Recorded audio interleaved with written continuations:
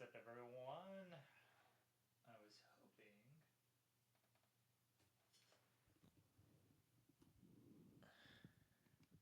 Let's try this again. What's up, everyone? I was hoping to have my new PC rocking today, but we're not quite there. So, I'm going to stay with the old trusty laptop. Let me get logged in everything, and then we can rock and roll.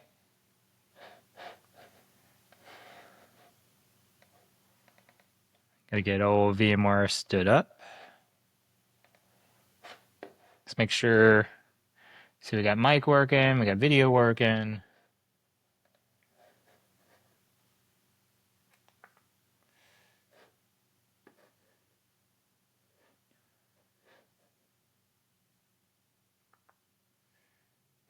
And let's see if we got chat.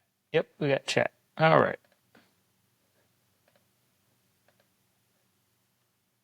Perfect.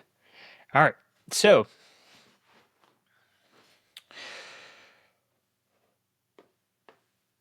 let's go ahead and do a screen share.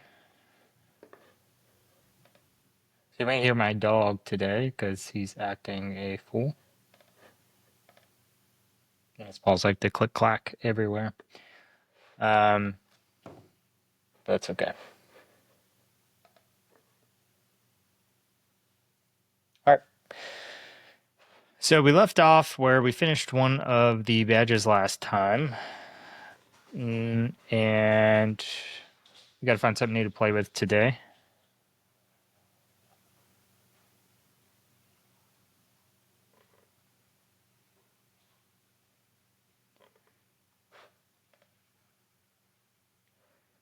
Let's make sure I'm in the right account.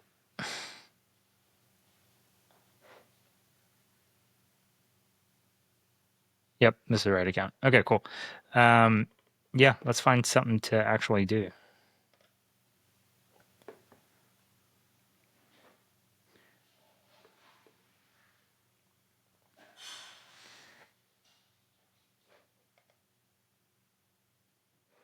Apparently I have to have new skill matrix out. That's interesting. Stats. I wonder why.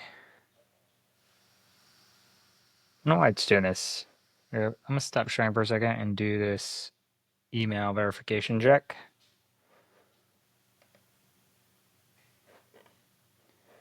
Don't know what email I'm using.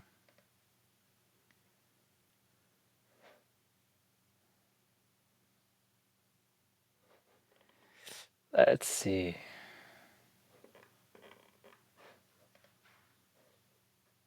Manage account. That's what I'm looking for here. Oh, old email. Okay, let me log into that old email.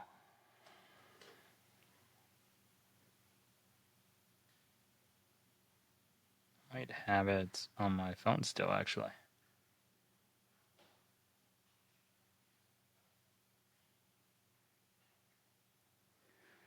Hmm.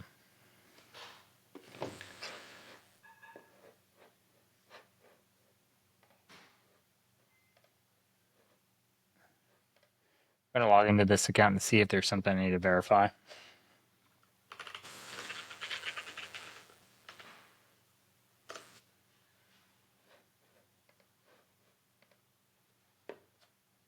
Then we'll get to rolling. This is something new. I think maybe Hack the Box has changed what they're doing.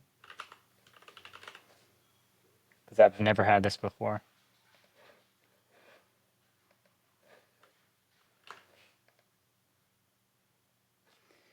All these verifications. Holy smokes.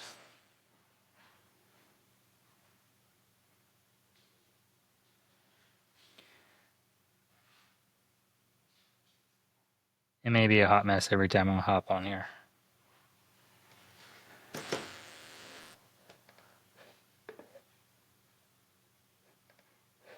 Alright. I'm in my email finally.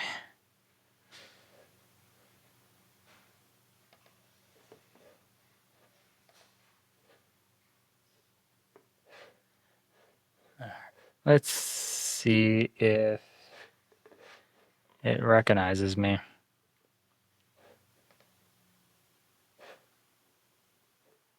Please verify your email address. Click here to receive an email with your verification. So I'm clicking the link.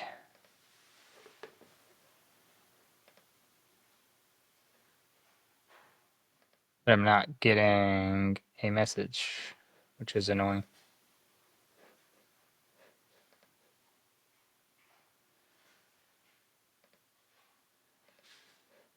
I wonder why.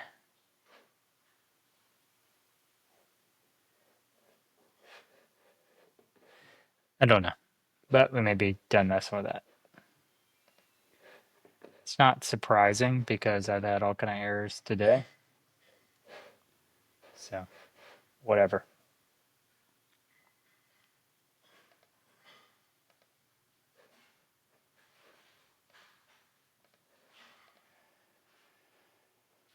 All right.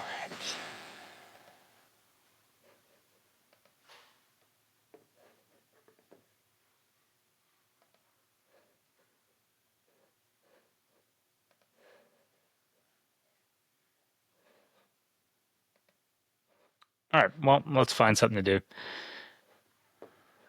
I was just weirded out because right here it says I need to complete my first room, but in the other screen it says I've completed 15 rooms, something like that. So I'm not sure what's going on. So let's do one of these 400 challenges that we have here.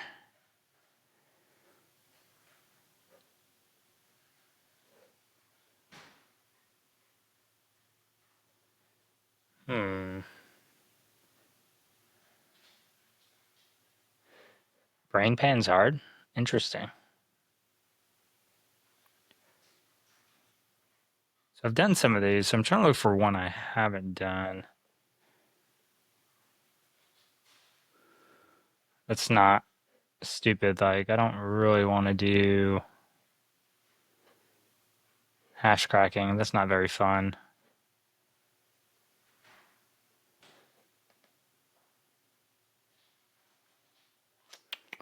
Let's see. Simple CTF. Do I want to do that? I wonder why these don't even show when I have them completed, because I've done some of these as well.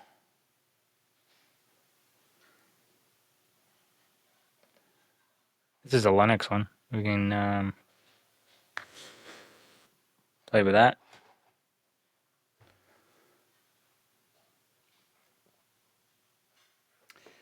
One thing we do need to do is go ahead and restart our session.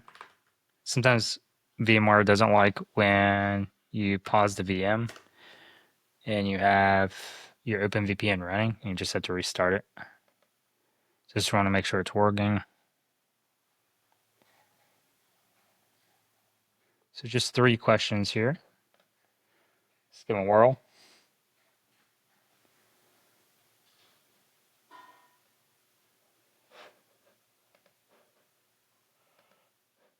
Oh, I'm already tired.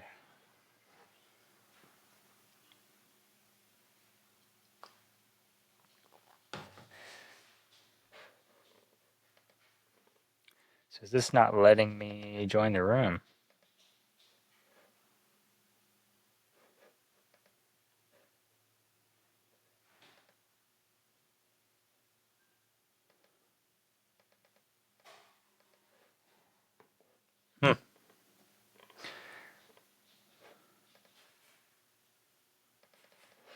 Interesting. It's not letting me do this. Now it's logged me out. Something's going on weird. Alright, let me stop sharing again.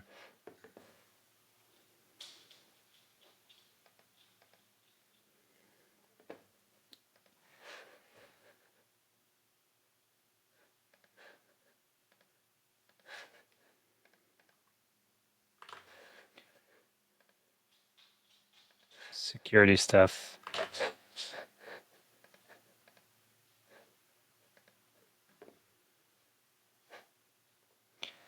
Let's see. Yeah, it looks like it's actually showing us what we want to see this time, so I think we are good now.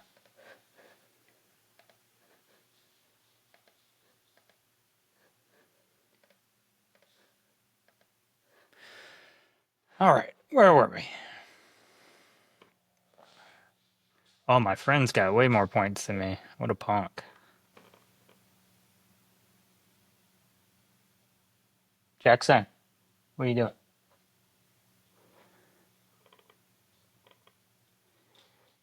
All right, let's try it one more time.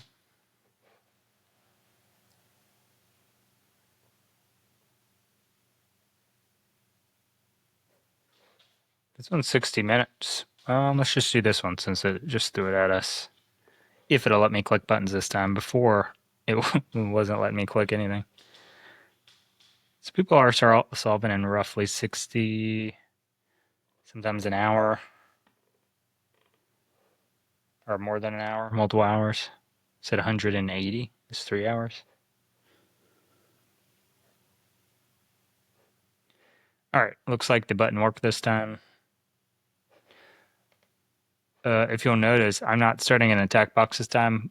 We went with our own Kali box, which is what you're looking at right now, because their attack boxes are insanely slow, and I don't have time for that. So we're going with our own, so we have more control over what we're doing, and yeah, we can not be held up by that.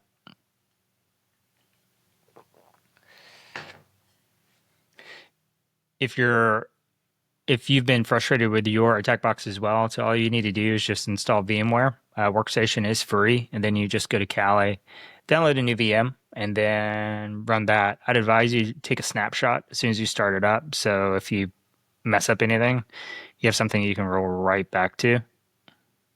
That's kind of the benefit of having this. And also the other benefit of not doing an attack box is the attack boxes are completely wiped after you're done with them, which means none of your work is saved essentially. So by having your own VM, you can save some of your work, especially if you're taking notes using Cherry Tree or something like that to take notes on your system. Could be beneficial. All right, so machine started, should be running by now. You have an IP here. We can also copy and paste out of this as well, which is lovely. Let's go ahead and get rid of all this stuff here. Clear. And let's go ahead and ping this, make sure we can reach it. It's always a good idea to do that because you never know. You could spend hours or tens of minutes troubleshooting something that is the basic root cause is that you just don't have access. So don't do that. Yeah, so we have access. We can see a successful ping here with a response. That means we can go ahead and start doing our thing. So let's read instructions and work through this systematically. Let's see, Lookup offers a treasure trove of learning opportunities for aspiring hackers. This is intriguing. Machines showcasing various real-world vulnerabilities ranging from web application weaknesses to privilege escalation techniques. By exploring and exploiting these, hackers can sharpen their skills and gain invaluable experience in ethical hacking. Looks like we got to do some recon, some scanning, enumeration. Look for hidden service and subdomains. Let's see. We need to do web app attack, command injection. Those are usually pretty straightforward. That's an old school class of attack. You don't really see those a ton anymore. The machine also challenges hackers to automate tasks, demonstrating power of scripting. Cool. Yeah, so this is actually telling us to use our own VM as well. So there you go. All right, so we have an IP address. Let's go ahead and do a scan. We saw last time that we had some issues with scanning, so let's go ahead and get that started. I just sudo su, so I don't have to keep sudoing every time. Not the best practice. Sorry, that's my dog. Jax, knock it off. I think my new monitor stand just got here and mouse, so he's alerting us that Amazon's here. He's very dutiful. All right, so back to what we were doing. Let's do an nmap. Let's do says web service. We don't know what port it could be on, so it could be a wide range. We could just start with just doing the default scan and do that. I forget what the no ping is because we don't really need a ping. And that is host discovery. Treat all hosts is online, so -pn is what we want there. It is case sensitive for people who haven't used this before. And then we want to Command Shift V will allow us to paste. So let's just rock with this, see what we get. We won't do anything fancy. We have port 80, which we expected to be open, and SSH. So let us start with SSH, or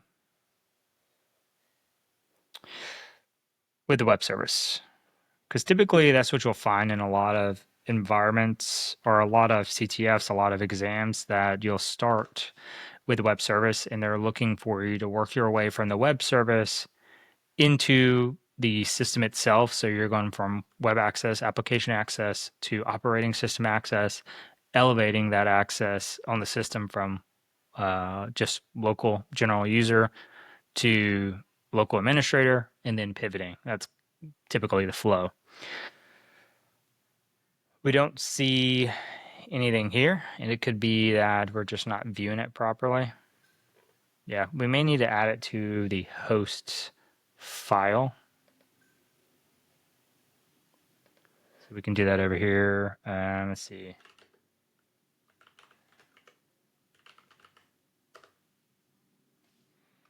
And this is just telling it how to resolve stuff for the most part.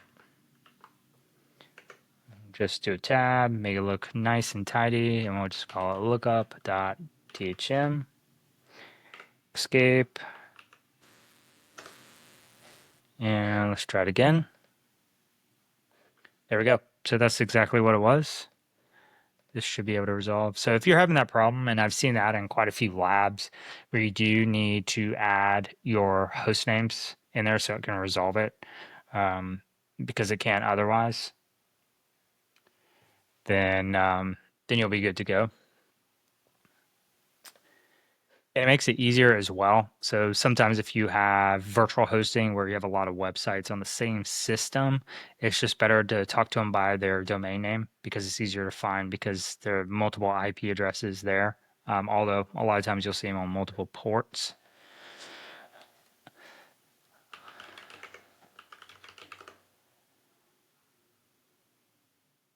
Oh, interesting. So we tried admin.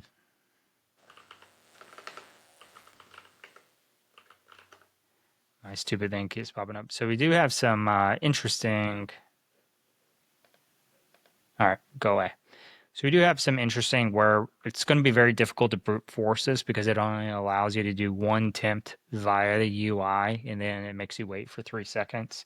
So brute forcing is going to be a very time-intensive task because of that.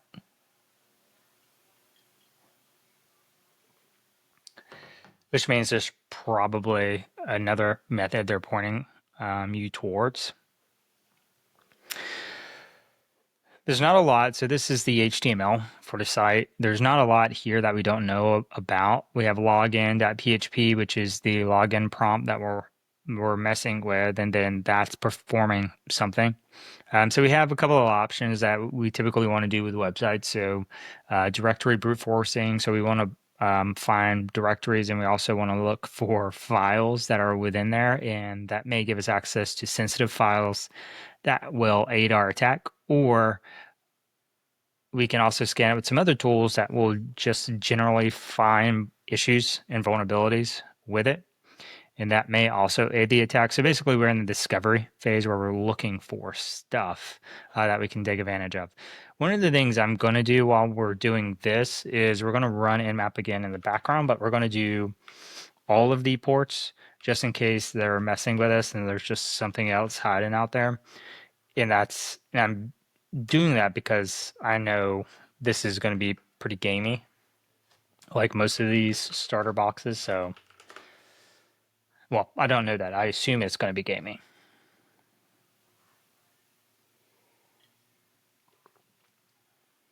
I think my screen is tiny again, so let me zoom in.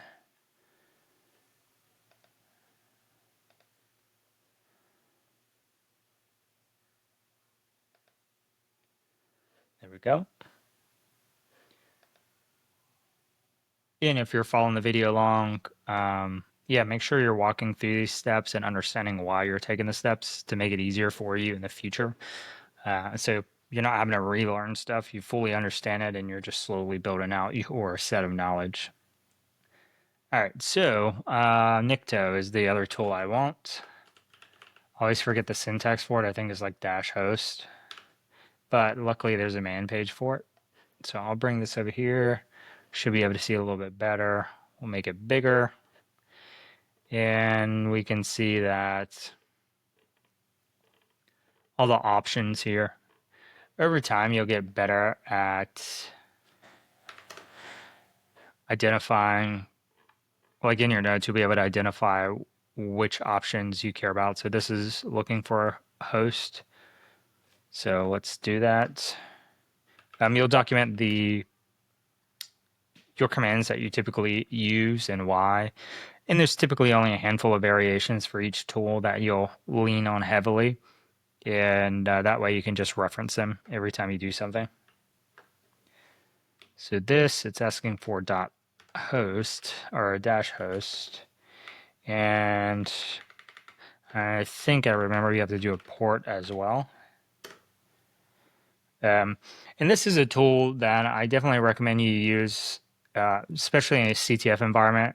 I haven't seen this be beneficial in the real world on like a legitimate site. So not saying it's going to get you much further than this. But we do get some information here. So we do know it's an Apache 2.4.1 system, and we can search for vulnerabilities. So let's go ahead and do that while it's doing all the stuff.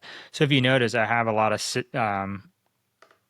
have kind of a lot of things, processes, workflows running at once, which is fine, right?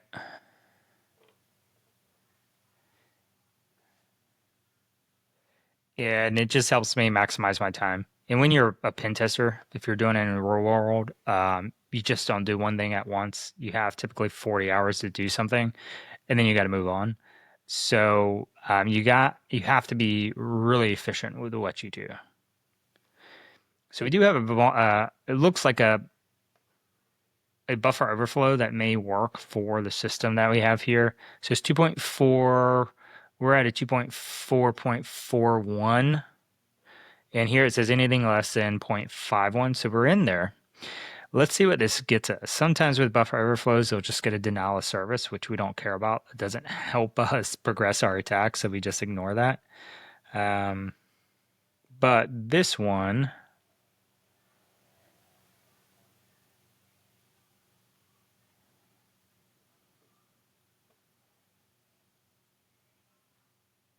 doesn't tell us the class. Looks like it could work. It looks like we may be able to do stuff with build upon it. But it doesn't really give us a lot. So if this is an easy one, entry level one, then that's not probably a path we want to take. It sounds like a much more difficult path.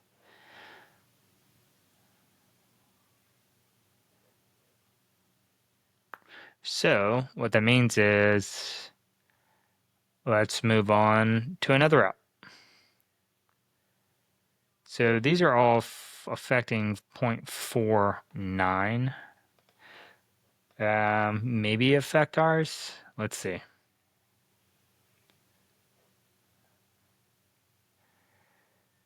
sounds pretty specific, but sometimes it will affect other ones. And we can try it. Let's try it. YOLO. I wouldn't do this in the real world without analyzing the code. But who cares? This is a test environment.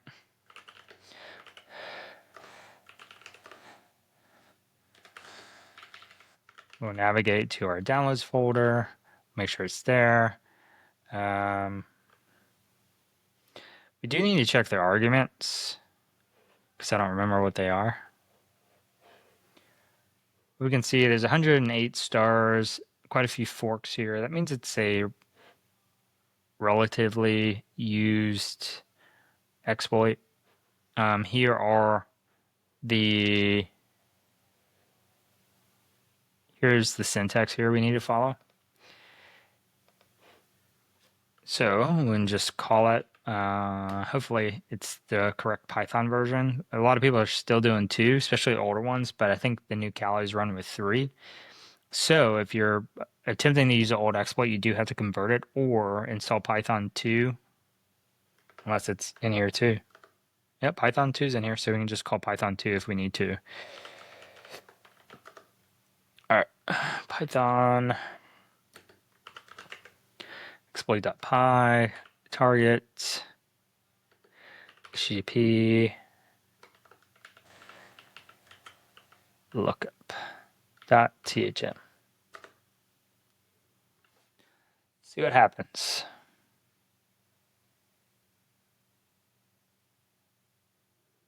So it should be able to resolve this because we did. We can try it with an IP.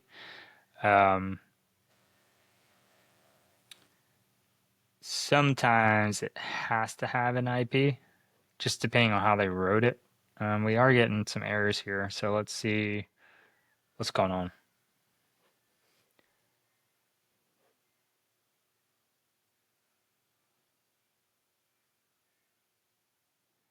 Looks like there's some sort of error here. Let's just try running it. Let's try running it with the IP. See if that helps.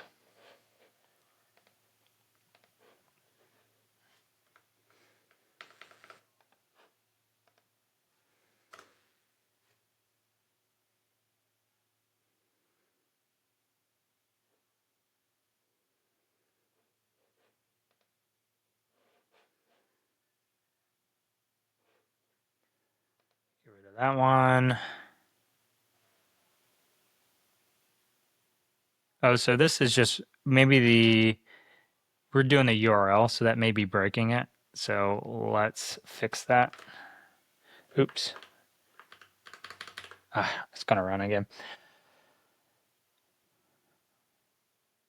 So one of the interesting things with Python code as well is that, well, any code really, when you run stuff, you're running these exploits. If you're not sure why it's breaking, we can always debug and trace our input and see how it's being handled. And if we see an issue with the way it's being handled, that's probably what our issue is, and we just need to modify it. And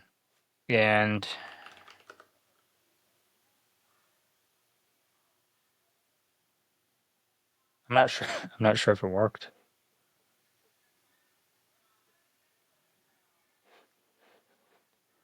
I think it did.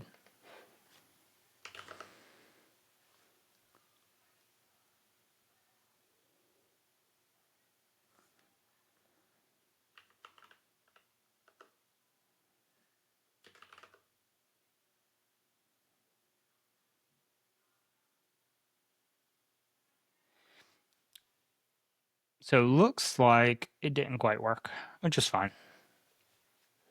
Looked like it did. It did not. Let's go ahead and terminate that. See how our code's doing, all our stuff in the background. Remember, we got 3 things going. We have the nmap scan, slowly chugging along. We have our Nikto scan.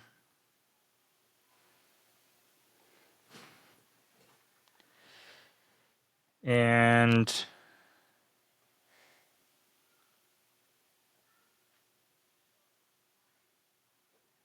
we don't see anything especially useful in this output yet. So let's continue looking for an exploit.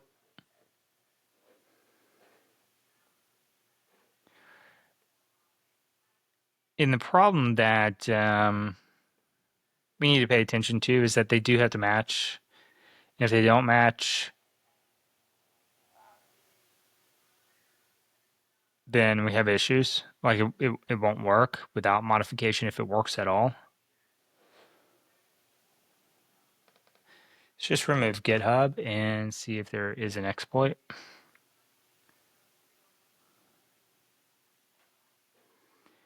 So we have a 4.1. This is an exploit DB. I think this might be what we already looked at.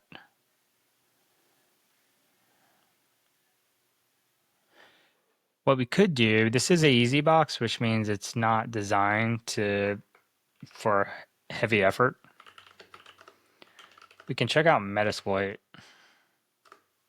that right? My brain's dying.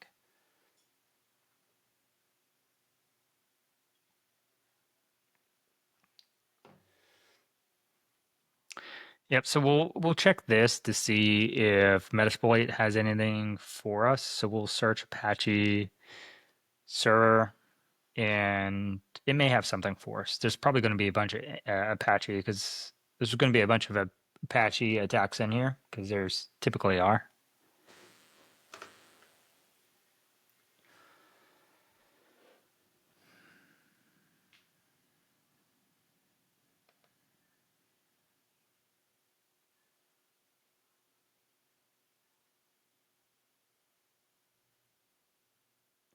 What is this? This looks pretty, it's going through a whole list of them. We could probably do this ourselves. We just need to modify. I don't care about the last session. So let's take a peek here. So curl, path as is, and we should just have to replace the host name because that's coming from this for hosts. So loop through the input file.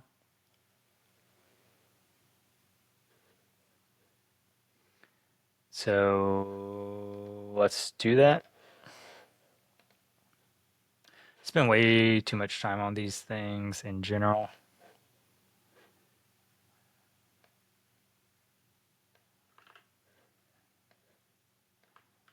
Then we can just run this and see what it does.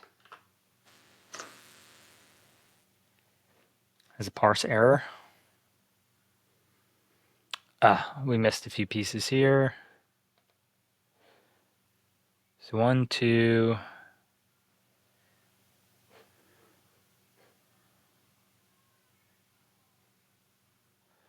Don't know what 3 is.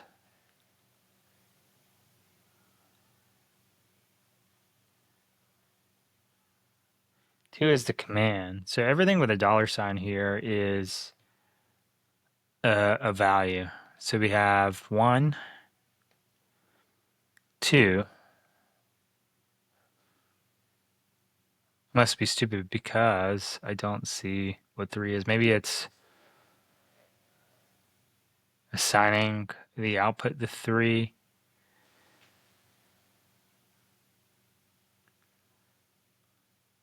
We could say,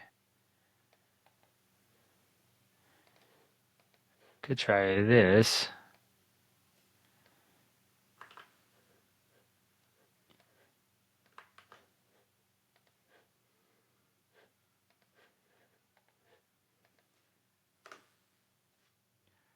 It's parsing error. So it's still number 3.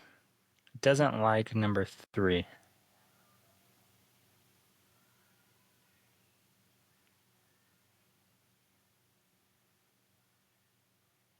Guess we could always download it and use it. And it's probably in here though.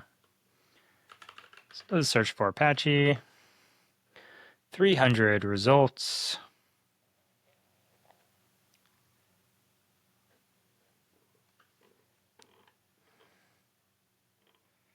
Lots of results here. But again, we're looking for 2.4. So we could try searching for that. See if it helps. Yeah. So we have a handful here. Exploit, klog. Nope. Nope, I saw RCE down there. I thought this may be it. So we are supposed to be doing an RCE. So let's try 0. Show options. Set our host to... Oof, not that. I thought I had the IP in my... whatever they call it. All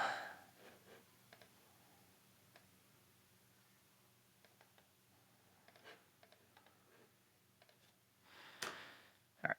So we're going to set lhost to tune 0.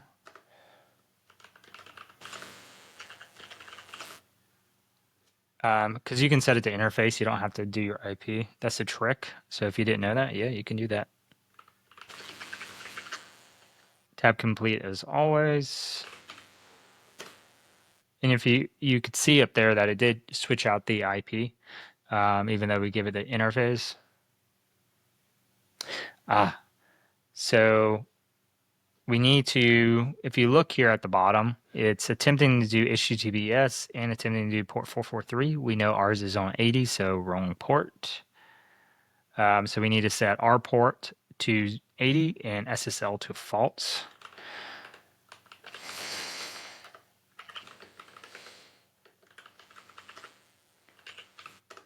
Give it a whirl. I'm not saying it's going to work, but in order to get it to do, we would have had. So we did get a different response. It's saying it is not vulnerable. So let's see what the other results were we got up here. So this is the scanner for the same attack. So that's not going to work. So maybe none of these will work. Okay. Interesting. Let's go ahead and look at our scan results again, see if we got anything back. That's our attack. Got nothing back. Nothing new anyways. That's still going. So let's try Derby. So this is going to look for any directories using a word list, common.txt there. And if it finds them, then we can check them out and see what's going on with them.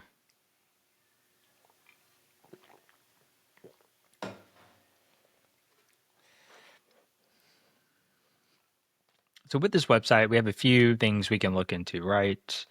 We can look for a specific exploit. We can try to password guess. Password guess probably not a great one, as you can see already. We can look for hidden files, which we're doing. We can attack a different service. But based off of what this is telling us, we should be able to get in through the web application.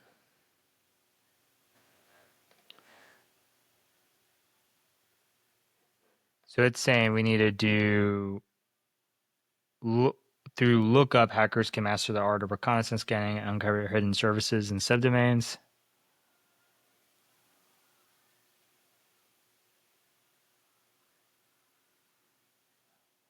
So it almost makes me think it is a hidden service because they mention it, but our scan is taking quite some time to come back. And that's just how, yeah, I mean, it's pretty sad. Slow speed. Let's give it some more power here. If it'll work.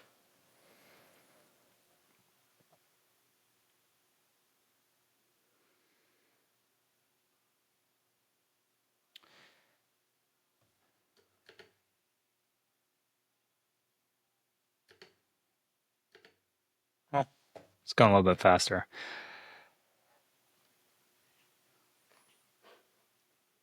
All right.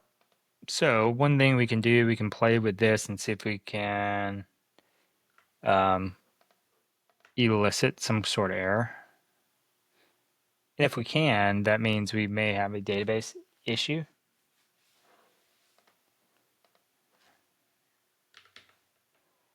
Say an RCE.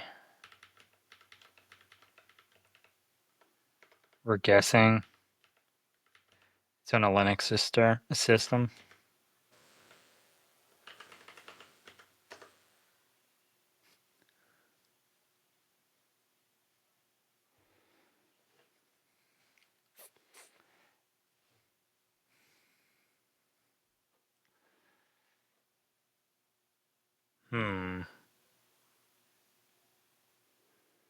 So it is an Ubuntu system, so that's important to understand because that may affect what we decide to do.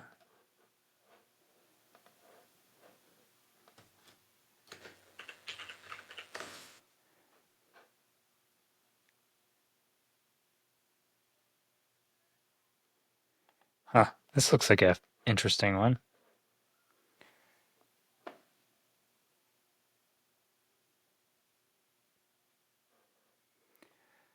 I've never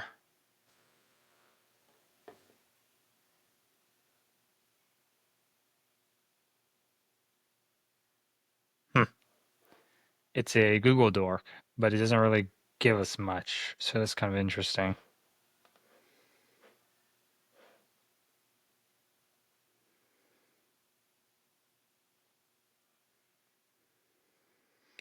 So we're going to look through our Google results again, see if we can find something. There's obviously something here, right?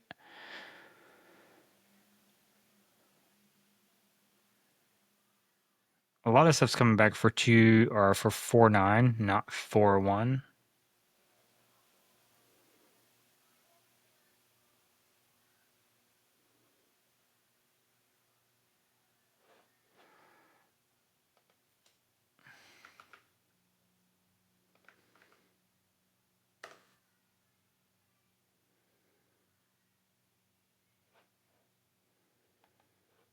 This is interesting.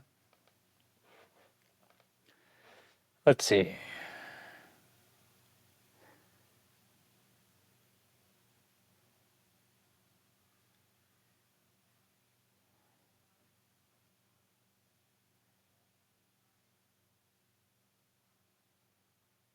Huh.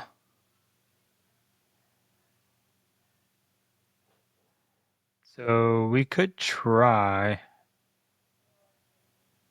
some of these, but it's kind of weird. We don't know what this application is that I know of, right? We don't have any indication of it. We just have a login page here. And imagine we may find something if we were, oh, it's getting there. If we were able to get this Nmap scan back. Nothing in this yet.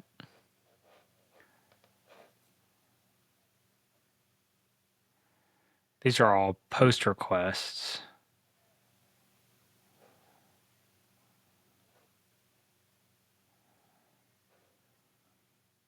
Could probably put one of these in if we get a response.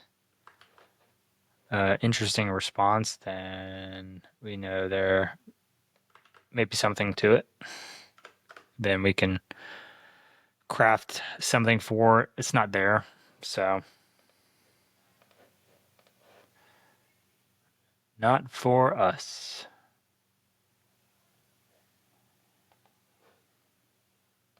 This is a new attack here. Sometimes that comes up where we they build a system and then it was built maybe 5 years ago and there's a new attack that comes out for it and you can bypass the original intended path for a new one.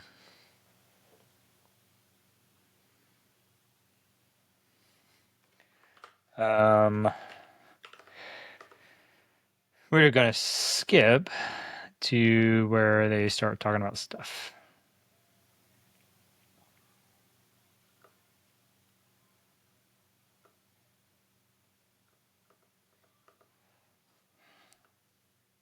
It's very lengthy.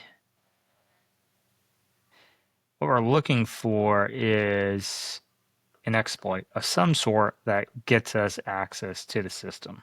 That's what we're looking for.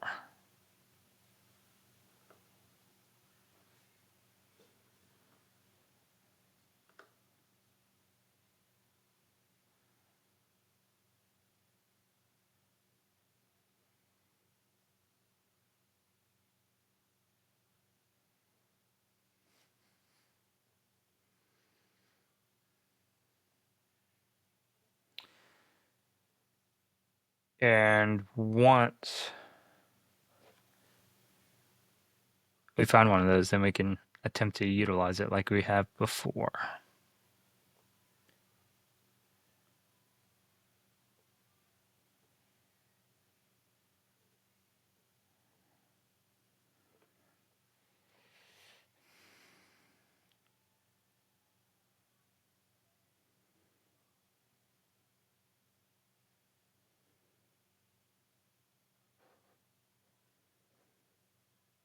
Oh, this is kind of interesting. So it's using this.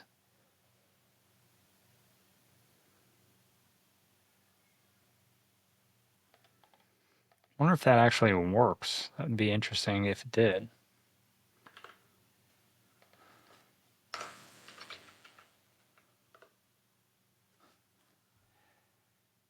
But we got a different response than we have been,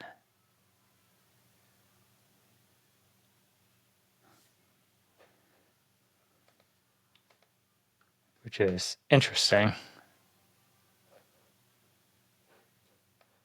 It's just that's the way because of this. Oh. Hmm.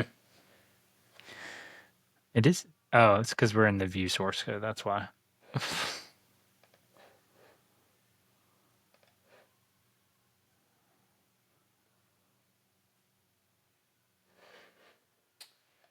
I have Derby running right now, so it's doing the same thing GoBuster would be doing. So directory brute forcing, file brute forcing. So we got that already running, and doesn't look like we got any love. And just so you know, too, the strength of all these tools are dependent on the word list that you choose. But this is the easy system, so I'd expect the word list to be like common, not the big one. The big one takes quite some time. Typically, they just want you to find the route, and then once you identify the route, it's pretty straightforward. Good suggestion, though. GoBuster is much faster than Derby.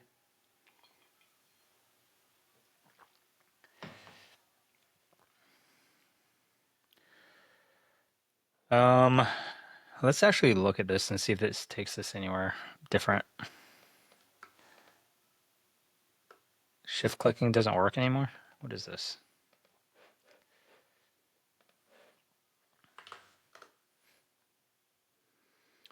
Doesn't really take us anywhere new. Try server status.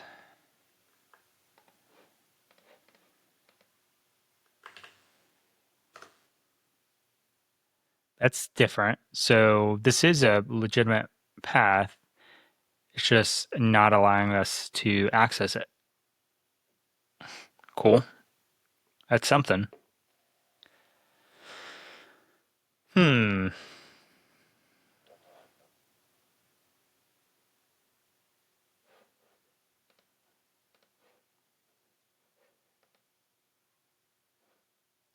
So with all that open, still only has 80. So 80 and SSH are the only ones open, which lead me to believe that this is the route we need to take.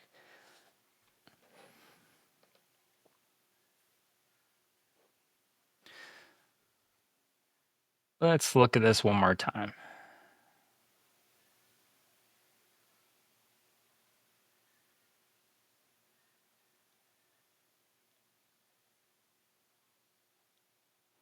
So it's saying uncover hidden services and subdomains. We didn't see any hidden services.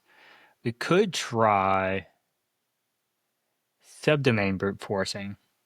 We could try that.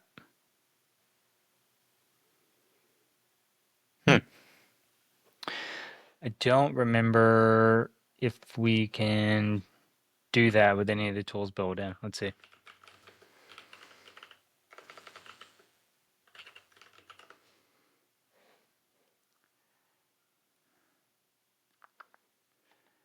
Project discovery.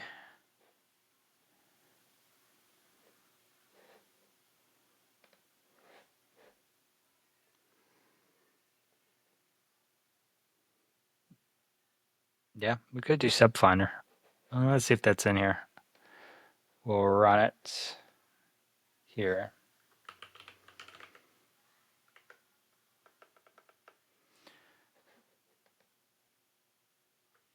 It's not installed currently, but there is a Git repo.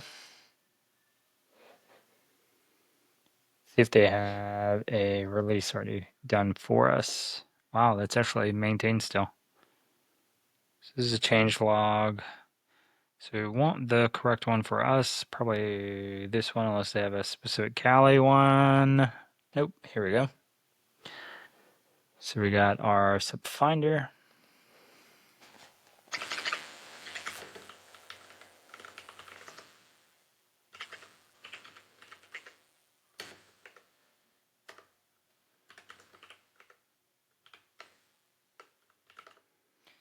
All right, so we got subfinder now. So we may need to change the privileges. Probably need to change the privileges. Let's see, it's just -d, give it the domain. So let's do that. So -d. So the interesting thing with these is that it will, a lot of times it uses open source intelligence to identify this stuff, which could cause some issues here because it's a locally hosted and we don't want to go that way to do that. And I doubt the builders of this set it up in that way. Let's see what our offshoots are.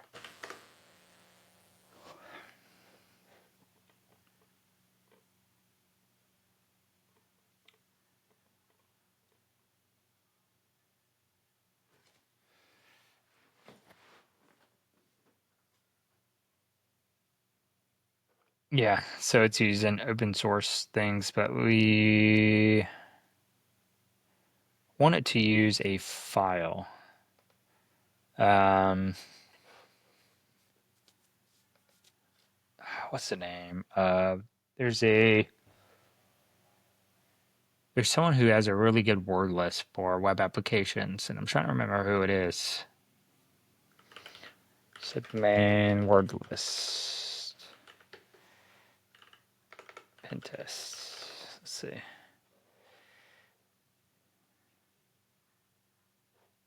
Here we go.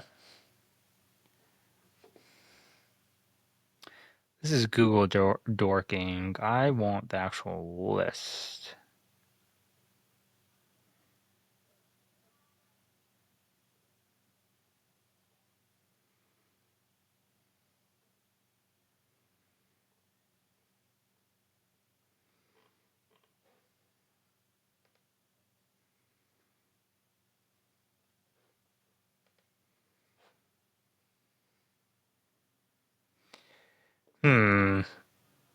Here we go. This isn't the guy I was thinking of, but it might work. Let's see what his list looks like. Sure, we'll download it. Now the question is how to use it in here. So we can just do -dl with a command.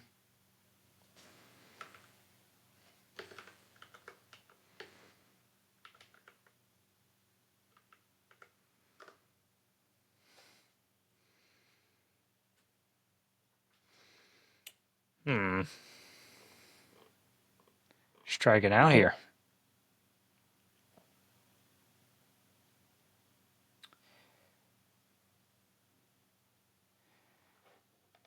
Maybe a different list.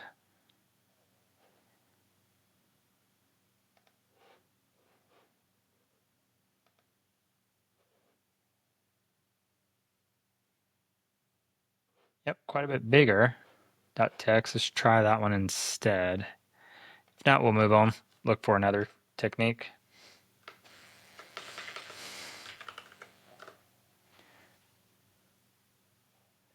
Yeah, it's super fast. Like it's blasting through these word lists.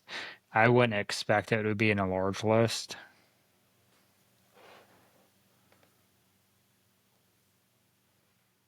I need to figure out how to set it up where I have the questions pop up in the lower third. Make it easier.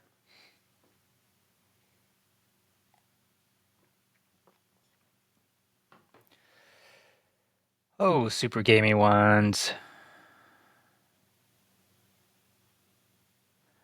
One thing we can pull out is using Fun Tool. I'm sorry if that popped your ear. Fun Tool is Zap. So we can try that out. It has a web app scanner in it and it might find some stuff for us.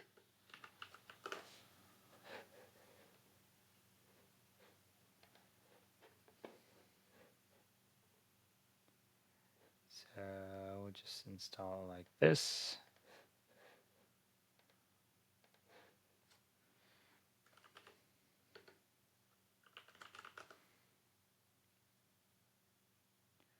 Every time I forget I got to do this thing.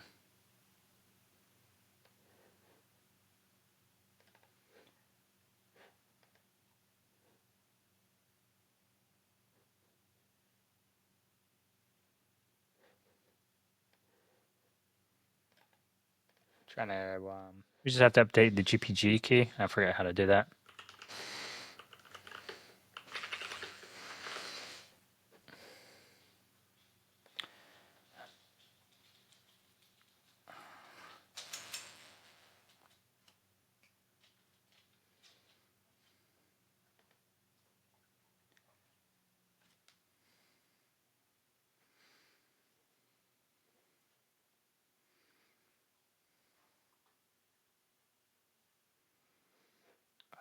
Yeah, I'm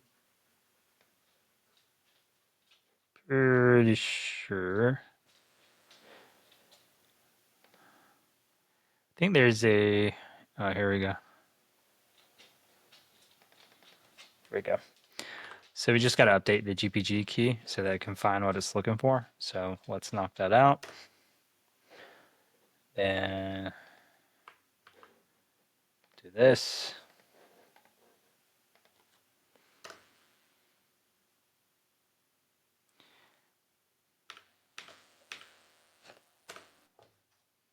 And now we can download stuff. Now I need to go back and grab the command over here. So it's part of like one of the things you have to get good at if you want to hack is problem solving. That's all we do. So when you're pen testing, when you're hacking, you're using systems in weird ways a lot of the times. And therefore you must learn how to fix stuff, problems that you create because you're going to create a lot of problems.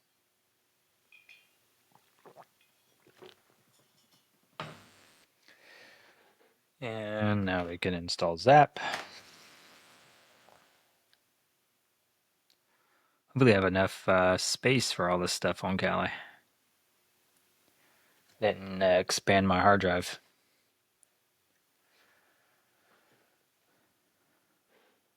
All right, now we should have it up here.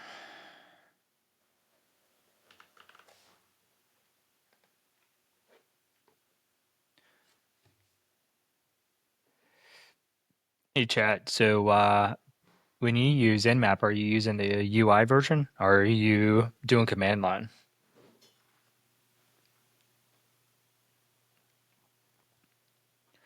I think as you evolve, you switch more to the command line. I see a lot of people try to use the UI and then they just find it way more powerful to use the command line because you can copy and paste.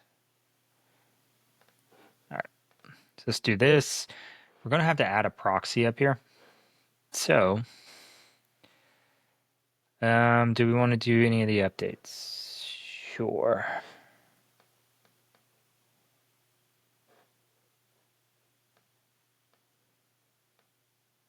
Trying to see the bottom. Yeah, here we go.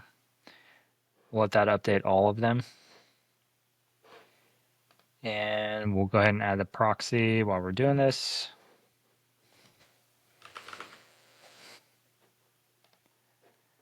So we do proxy here. If it, we'll let it finish because it won't let me do. Oh, good for you. Yeah, awesome. Yeah, way more flexible. You can also pair it with other tools and stuff if you like that. So good stuff. Good on you. Here's a question. Have you looked at the UI?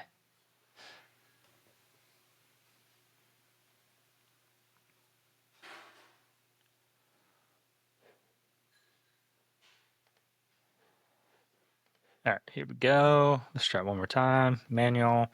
We'll do this on the loop back is how we always do this unless you're tying it to some sort of proxy instead. We'll do 8080. That's pretty standard. You can do it on any port, really, but that's pretty standard if you do most guides. So now we have the proxy going. Hopefully you can see this here.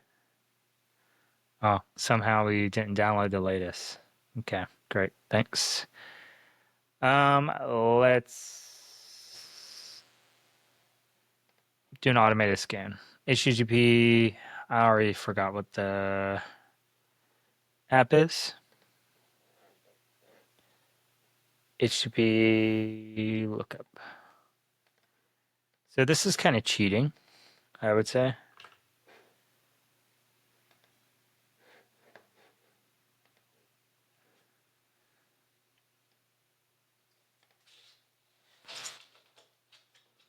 Robots.txt, yeah, I should have checked those.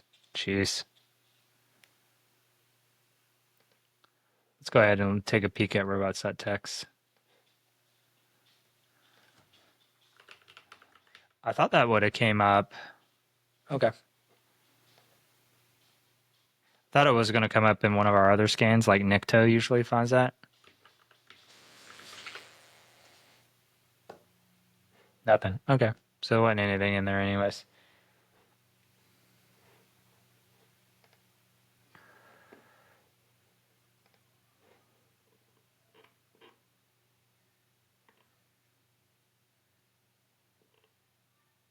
Not found, not found.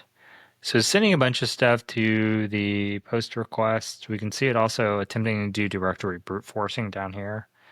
Because I don't know where those are coming from, but they're not found.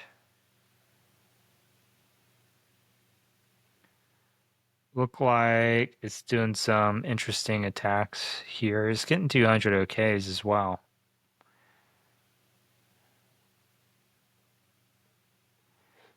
So we can look at the stuff it's found here.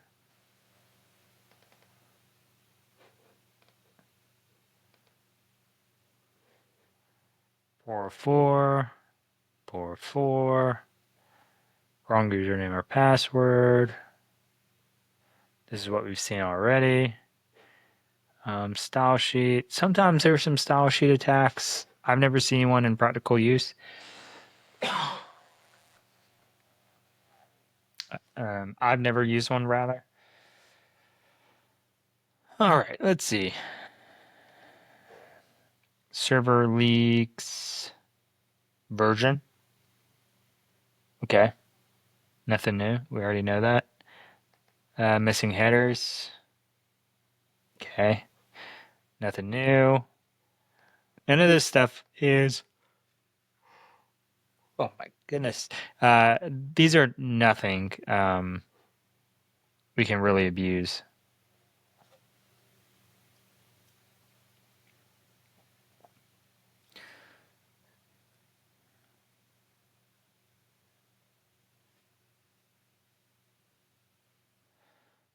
We may be able to abuse where they're actually authenticating.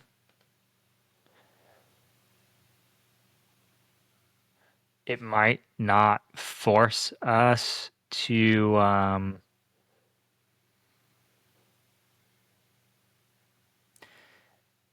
it might not force us to delay authentication. With this, we may be able to just push through it. So we could try fuzzing it.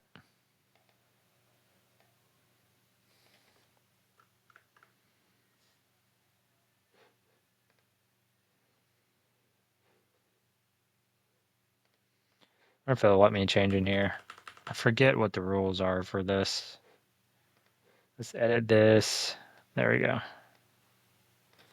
I usually use Burp Pro, so not trying to flex, but this is the nice cheap one. It's better than Burp because if you try to use Burp, then it's going to throttle and it's going to be a pain. So we're going to navigate to, see, was it user var word lists?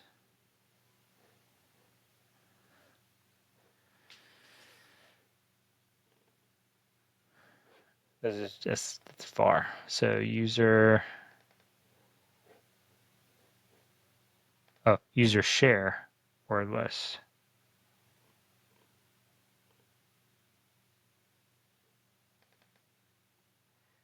And we can give it rock you, see what happens. Look at that, all those common words. So it may be too big for this to handle, actually. Let's see if it'll work. Yeah, it's going, it just errored. Now, one of the interesting things we want to pay attention to, it is able to send them, so we're not having that delay that we thought we were going to have, which is good. What we want to look at here is a couple of things, and it's different for every website. So sometimes we can use the code, right? But we see everything's a 200. That means it's okay, that it worked. And sometimes we can look at the response header or body, and with a correct response, we'll get a different size in here.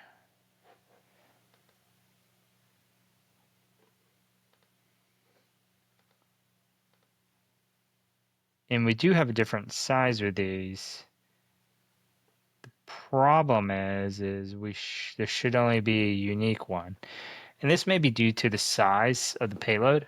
So that may be indicative just of that.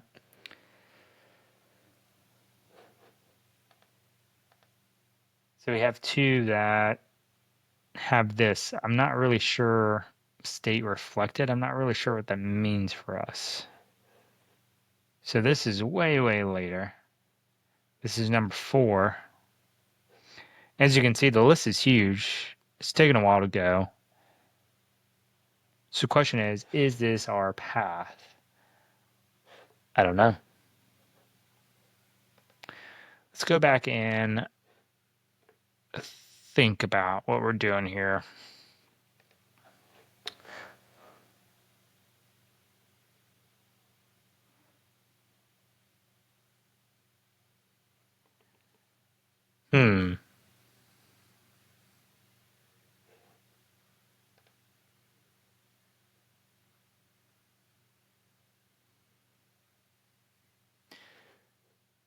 We can try doing some command injection stuff since it was so blatant that it pointed it out.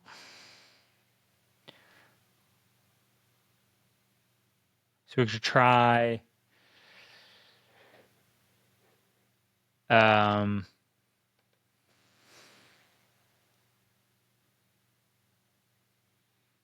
we can try things like adding a semicolon to it and then providing another command. I thought it would have identified that if that was a route, but who knows? Let's see. Oh yeah, sorry, I just saw this. Yeah, it exists. It's called ZenMap. So ZenMap. I can spell ZenMap. Just like Metasploit also has a UI too, if you didn't know. So you can do it via that.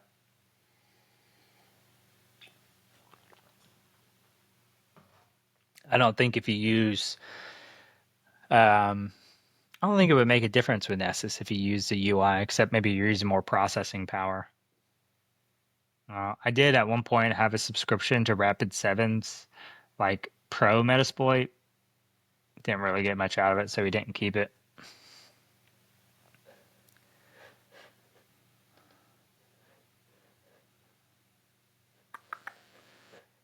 Let's see. Let's go back, back, back, back.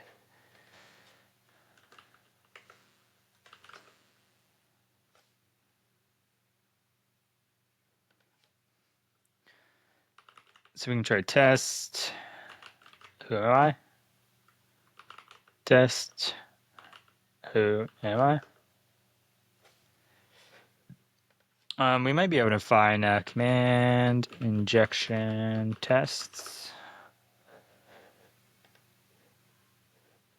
So this is just the proxy getting in the way. We may be able to turn it off and be okay because we're not doing anything. I think we're intercepting anyways.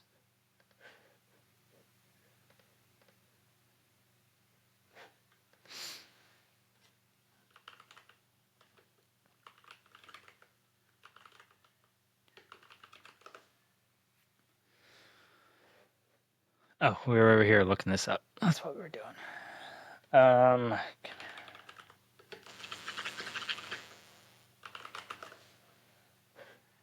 So we should be able to find a site that works through this.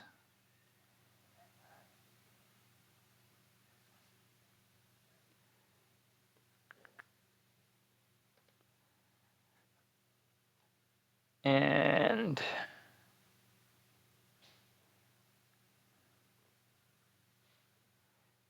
we can just copy some of these. So this is kind of how it's pushing it through. And we see something similar, not by the URL, but within the post request.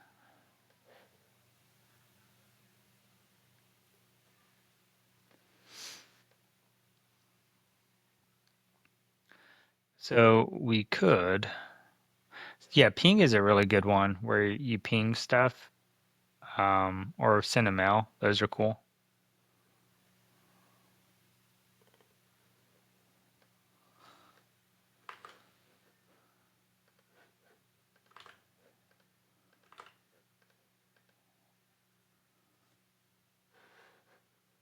Hmm.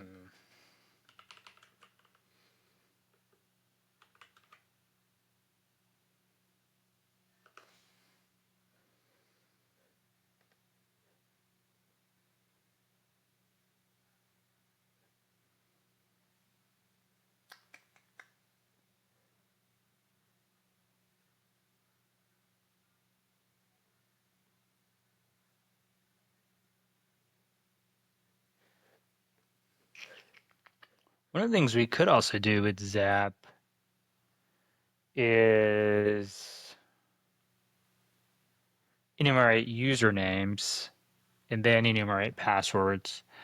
I was just guessing that admin is common and should be in there. But as we're seeing, this isn't really working out that well. So let's stop this attack. There should be a word list on here. Let's see. It should be Apache user list GitHub.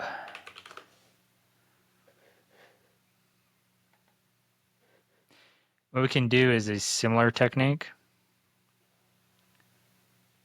So payload, is it payloads? All the things or something like that I was thinking of before. So here's a bunch of users. And what we can expect is a lot of times what you'll see is you'll get different responses for successful users where it'll say wrong password instead of whatever we saw. So very similar to when you get the correct password, we should see a change. So let's download this. Let's go back to Zap. Let's do a fuzzer again.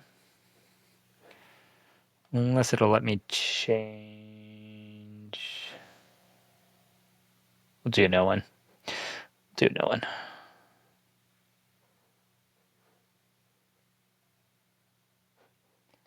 Fuzz. So we need to edit this, and we'll just do test here. Save it. Then we'll highlight this. This is what we're going to target. And we're going to add our new payload. So we need to give it a file. Select ours. Ours are in downloads. User enumeration. And I don't know how big this is. 1,000 maybe. And all we're doing is we're looking for different response. It's moving a lot faster, so it'll actually finish in time, which is good. Sometimes your response time may change. Oh, we just saw something.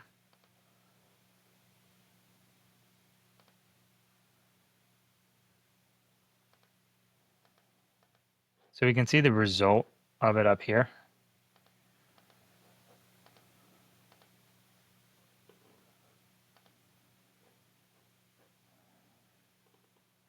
So roughly the same size. The only thing different with these is something in the headers.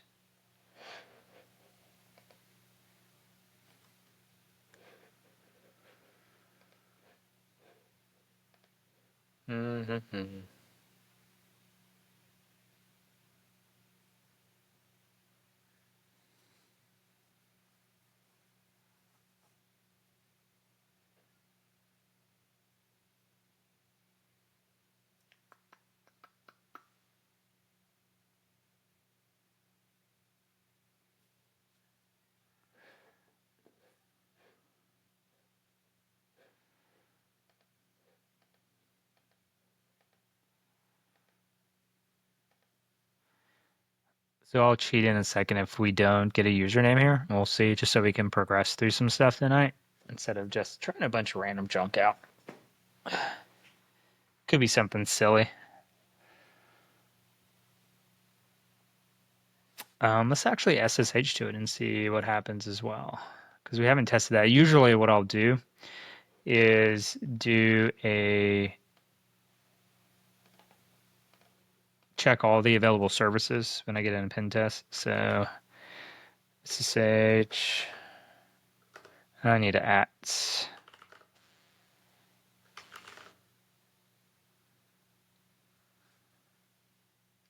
What I was looking for was like a message of the day or something like that. Didn't happen.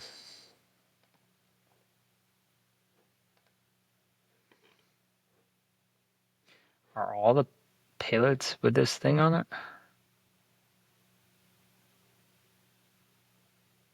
Wonder why. That's kind of weird.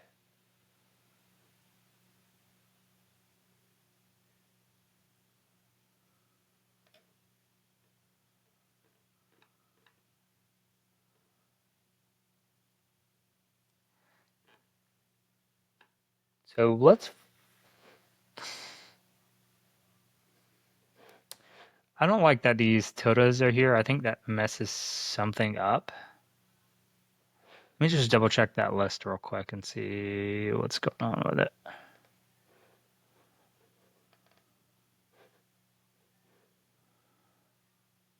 Where are we here? Oh, they all have them. Why? I don't know. Let's try it again, and I'm gonna take these off. So let's do some foo here to separate it. Let's see. So let's cat the file first. So we got all that, and then we're just gonna cut away this. So cut -d, let's put in quotes. I don't know if it's a special character.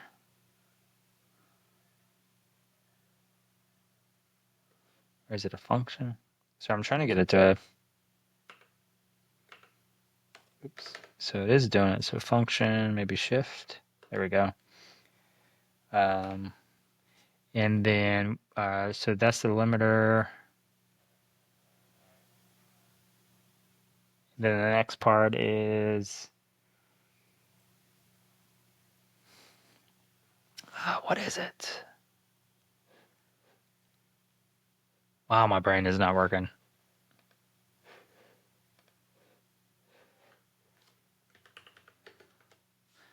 Let's just do cut.h, cut.help. So we want F. F is for Wheezy? No? Field. Field is what we wanted. So field 2. So now we can see it is removed. So cut's a really good tool, and I use it quite a bit for different stuff. And yeah, so this is one of those. And what we'll do then is redirect this to a new file. New users, Apache.text, not the best naming convention.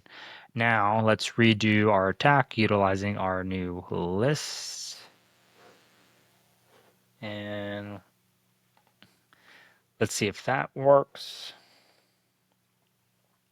Yeah, I don't really know why it was done like that. It's kind of weird, isn't it? So we'll just clean this up, make sure there's no special characters in there. Like that. Save it. Highlight user. Add our new list. Oops. So hopefully you've been able to work through this. Mr. Ugo. Name dropped. Yeah, it has this up here. It shouldn't break anything. It'll just treat it as whatever. All right, let's give it a whirl. Payloads.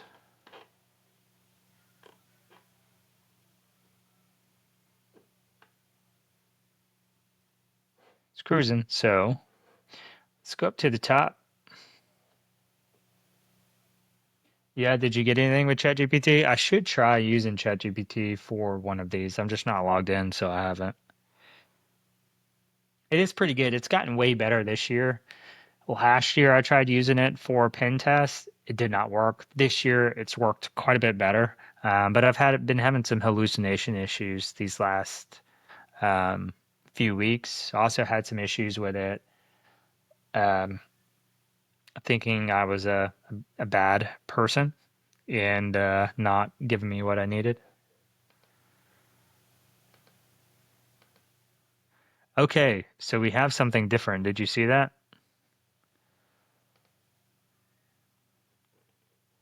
I just saw it. Where did it go? So these are different.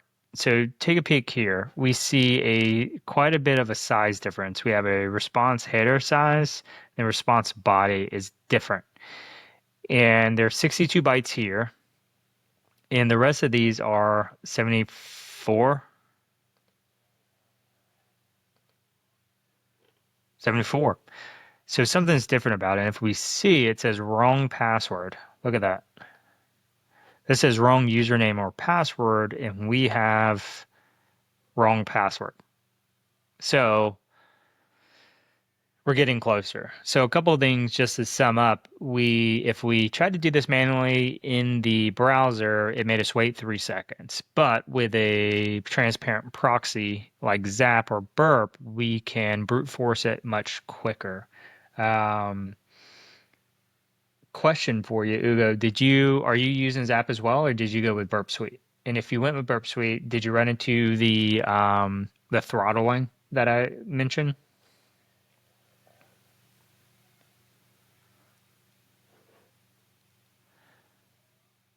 And now with these, while you're typing away, I should just make you get onto the stream mode with me sometime. I mean, you can definitely anytime if you would like to, so we can see your screen. But so we have different here. So we have two users, right? So this is admin and Jose that are users. Oh, perfect. Okay, cool. Yeah.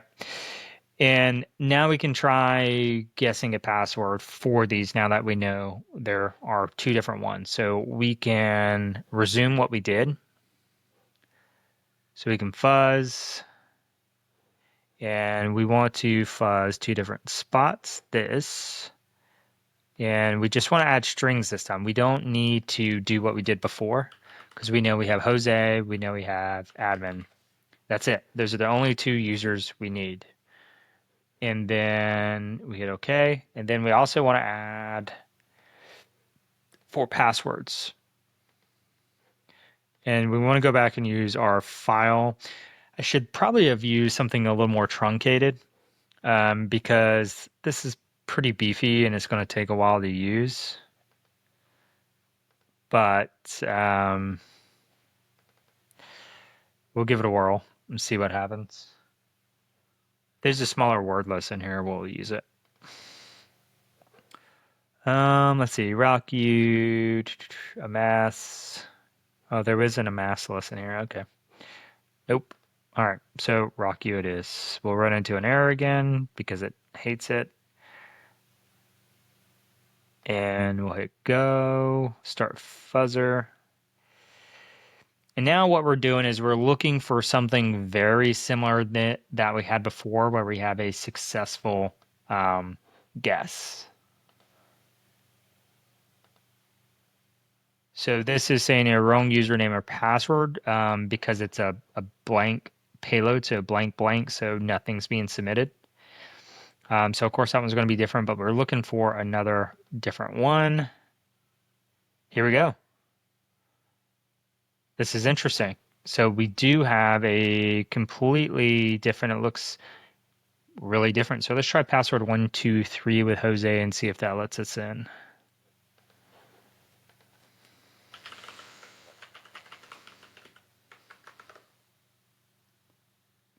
Okay, it did. So we have a user and password. But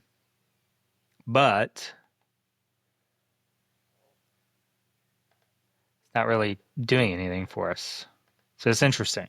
So we're here, we're authenticated. Now the question is,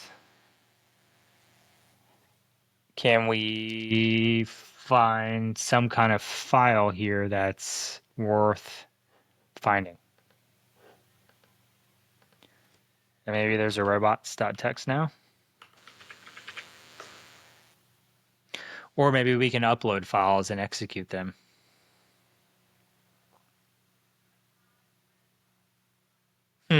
Interesting.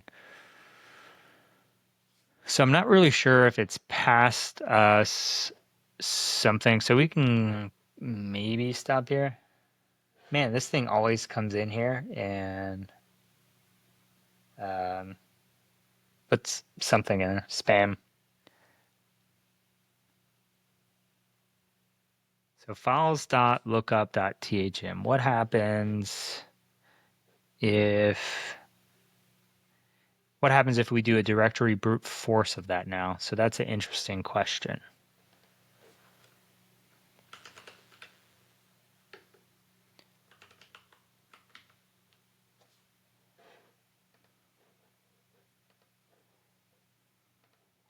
So let's do this. We'll let this run while we're doing stuff.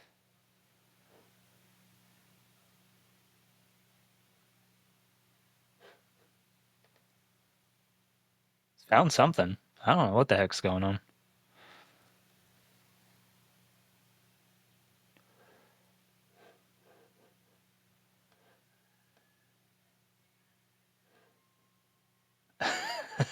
It's freaking out.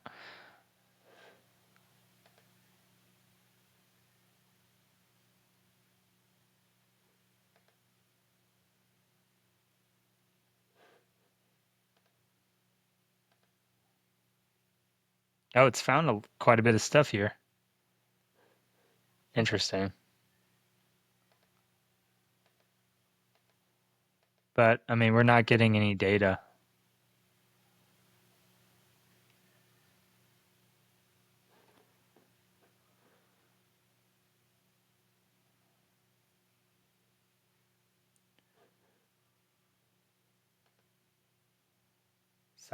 Something's going on here.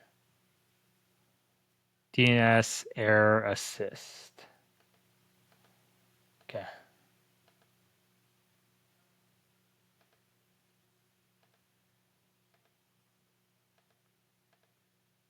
I have no idea what this stuff is.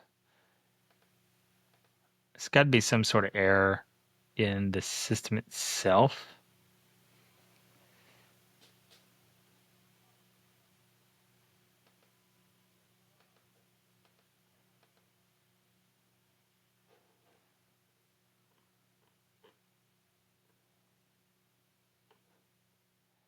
This is obviously out of scope tremendously, right? Um,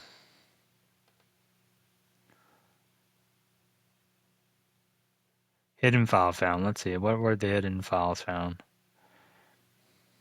They weren't really. I don't really see anything that's catching my attention to target.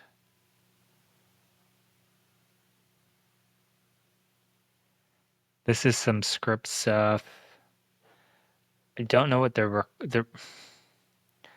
Huh. This is almost like a XSS here. It's kind of interesting. Hmm.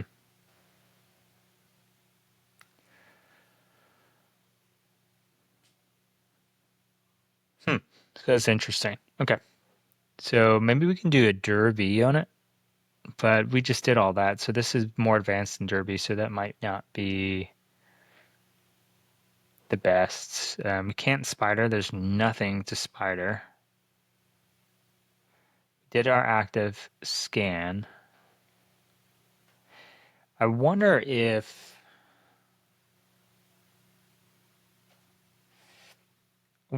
it's giving us this weird stuff because maybe it's not doing authenticated.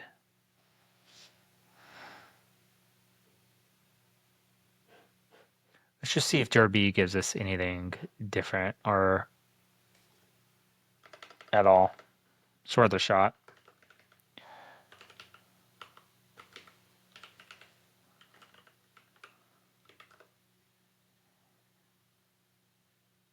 So we got an error.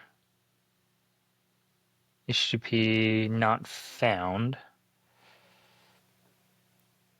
Page not stable.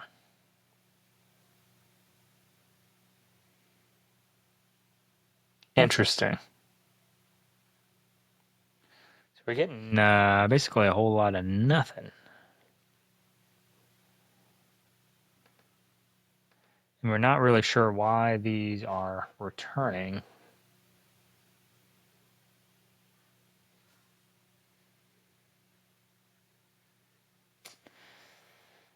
Ah. So, you know what we haven't done?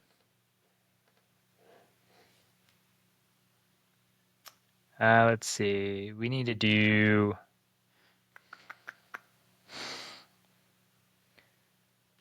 vi etc hosts, and we need to add something here.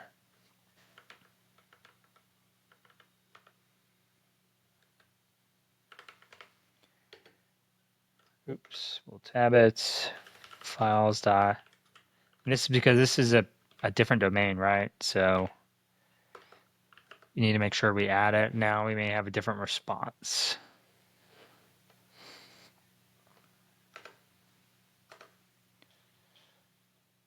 And we do. Okay, that's better, right? All right, we got a lot of files here. We have one that's open. We can see a file system. So this may be where the RCE is because it looks like we may have some ability to do something here.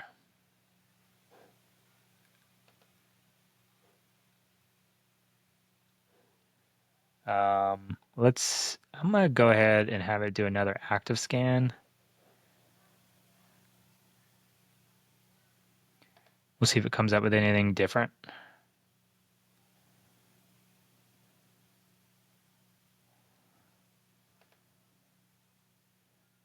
It may not. It doesn't matter.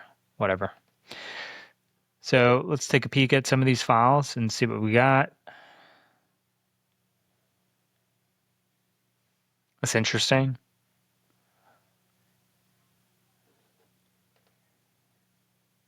This is like a really old application. Let's see what all we can see. So we see locks on all these. Presumably, I was going to say presumably we can't see them, but we can.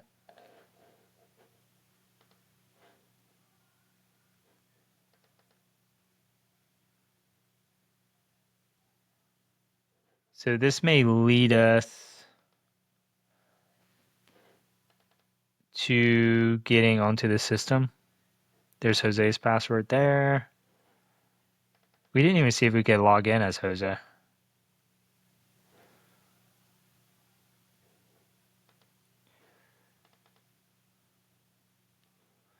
I'm just looking through these files to see what exists. Looks like a bunch of just random words. We may be able to cat all of them, put them all together. Ansible, that'd be fun if we get on Ansible. Puppet, Ansible, these are all DevSecOps things.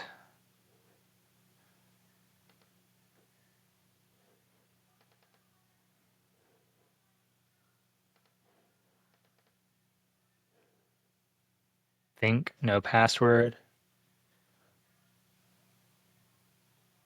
Maybe this is the SSH one? Let's give it a whirl. We can try Jose while we're there too. Where did we do the SSH? Was it over here? Nope.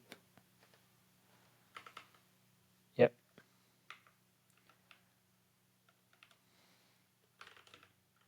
I think this was a different system.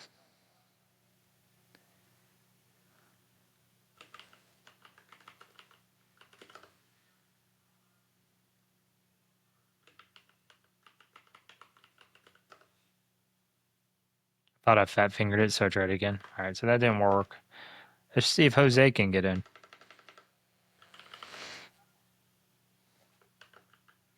Nope, it was all lowercase p. Password 123. Oh, I thought that was it. PASSWRD 123. I'll try a couple times just in case I fat fingered something. All right, so that's not it. I wonder if I can just pull everything down in one go. Maybe.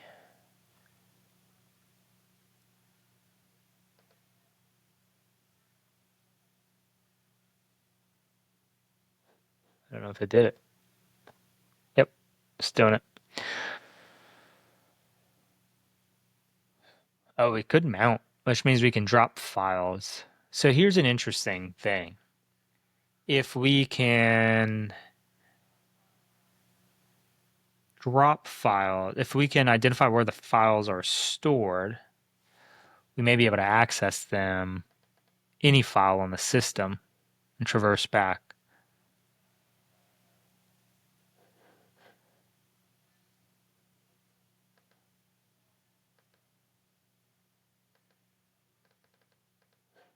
This is interesting.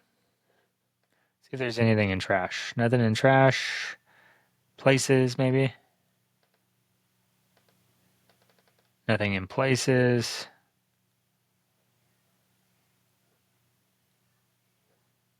See what other kind of options we have here.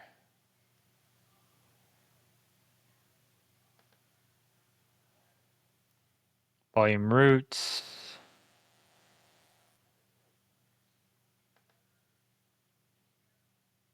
Okay, so we can get to the files here.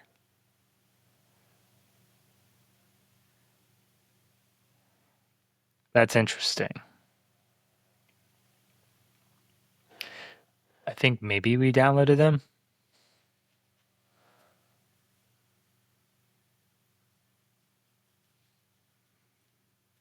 Let's see. I don't know if we did. We did not download them.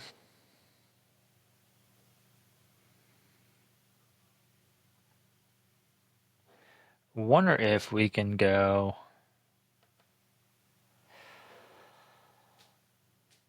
I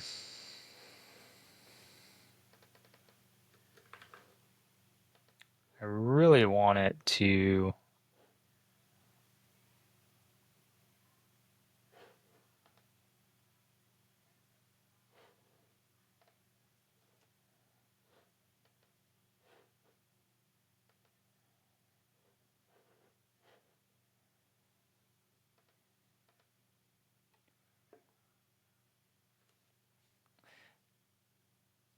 I don't even remember what I was saying.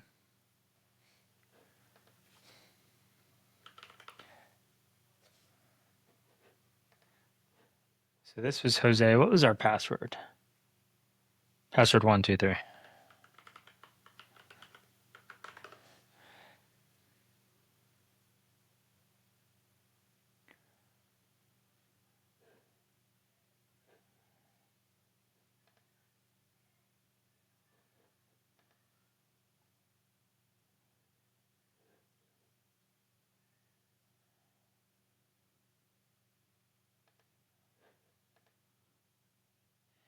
So this is kind of a way, I can't remember how to pass through the credentials or cookie we had, but this is a way we can force it to scan and find stuff utilizing the credentials, is bring up the HUD.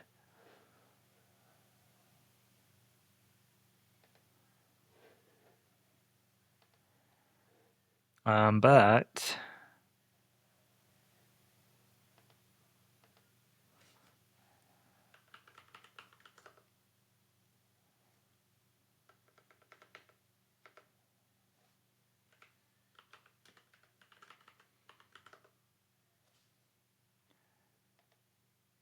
I mean, we may be able to do some funky stuff like star.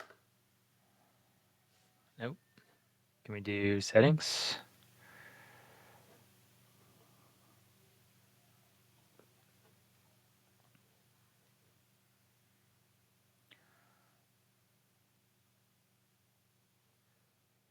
I may need to go back and make sure we extend our session.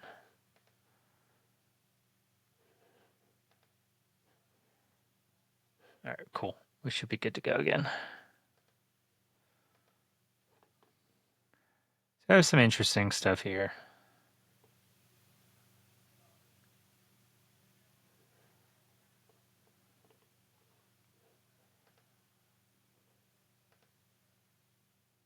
I don't know what that was, but we'll look at it in a second.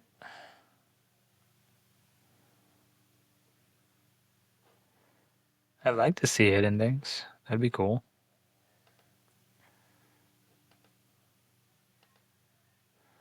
Okay. Let's see. Did we enable anything? I saw something got added.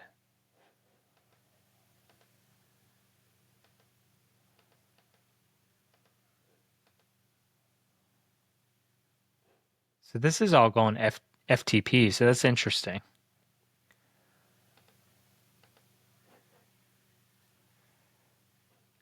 And there's no password, but FTP didn't show up. This must be on loopback.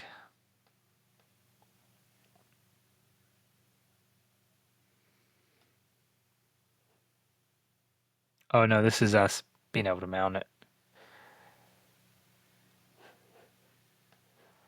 All right, cool. Let's try to pull all these down because I want to.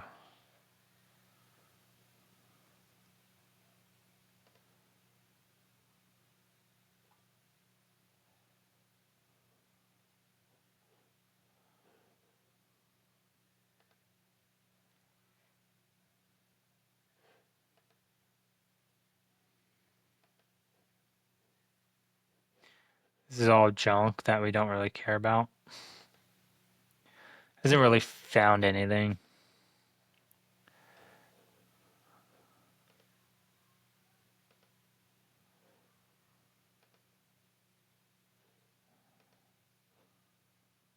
You can just force it to download everything.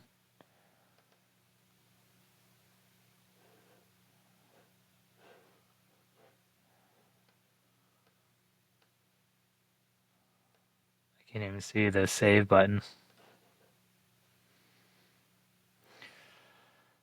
Let's create a folder though.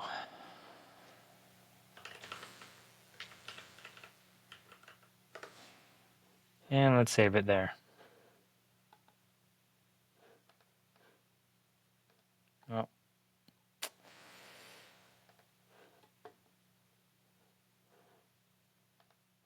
Wonder if I can like shift click or something to get it to save.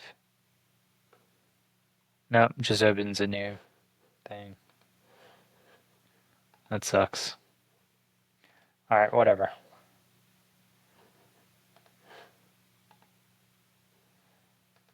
Save them all. I should have just did a wget and just pulled them all. Whatever. It's definitely a more efficient way to do this.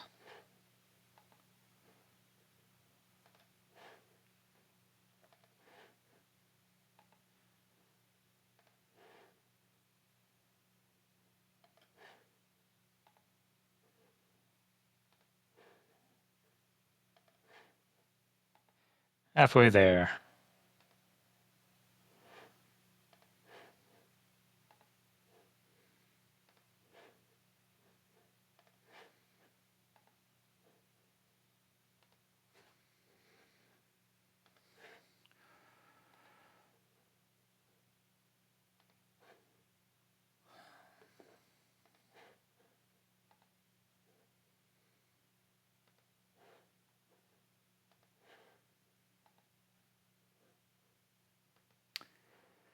And it may not even be anything related to these files, so we may just be wasting our time here, which is what it is. You know, it is what it is. But you never know.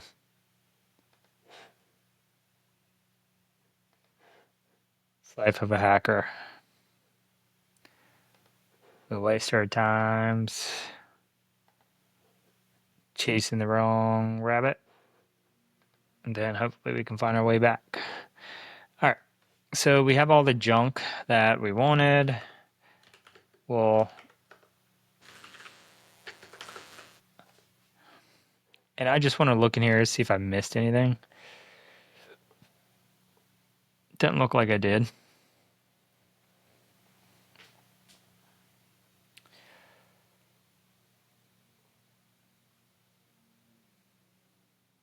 It looks like we do have where we could run both of these as lists for the user and for the password, perhaps. Perhaps. There may be a better way,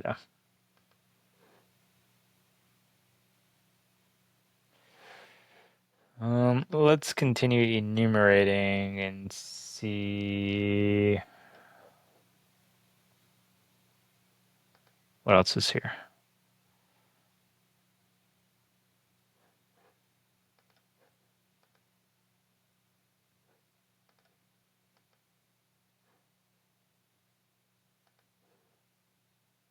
Surely there's an info somewhere here.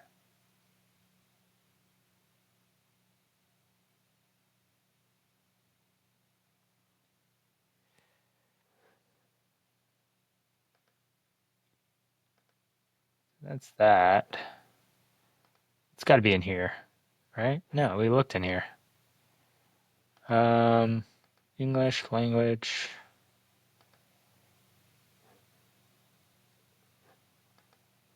Dialog, select info.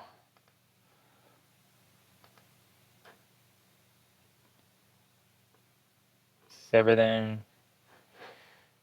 It's all preferences.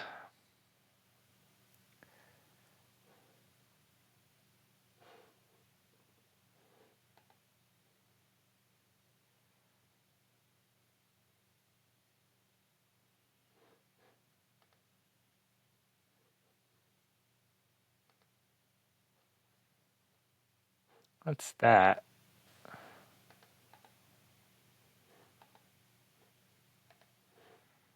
see if we can find something about this thing.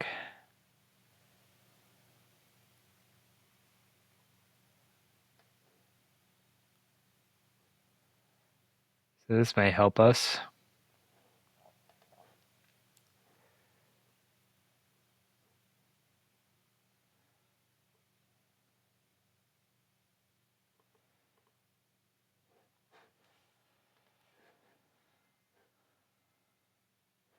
What's it called? Elf what?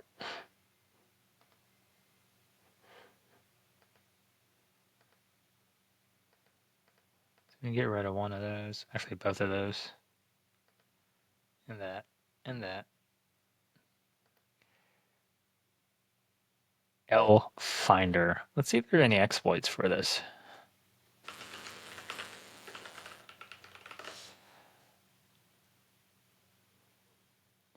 Quite a few. We just don't know what frickin' version it is.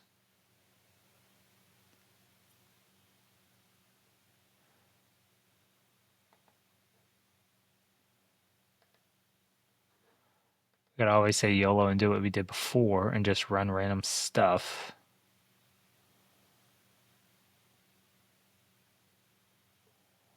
Is this something we can do? Let's actually check Metasploit while Metasploit's up and see if we can do anything with that. So we'll just do a search, L Finder. Looks like we have a few. One's older than the other. Let's start with the older one first, and then we'll do the other one.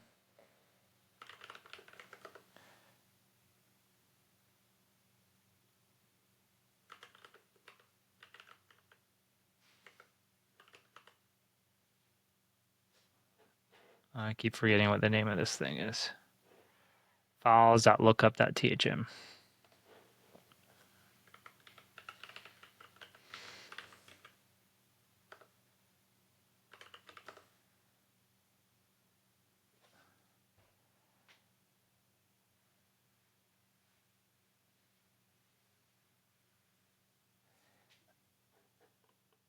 So we may run into an issue where we need to provide credentials, otherwise it can't progress.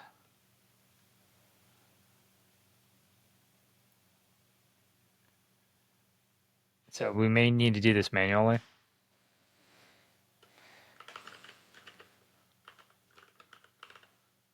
And we can see that same thing there where we got, it's not able to resolve.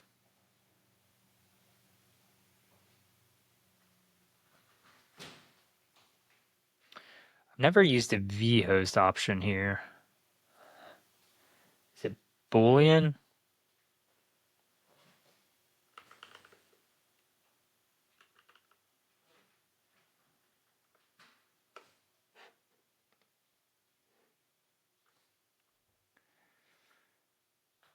It's not required. It is obviously virtual hosted.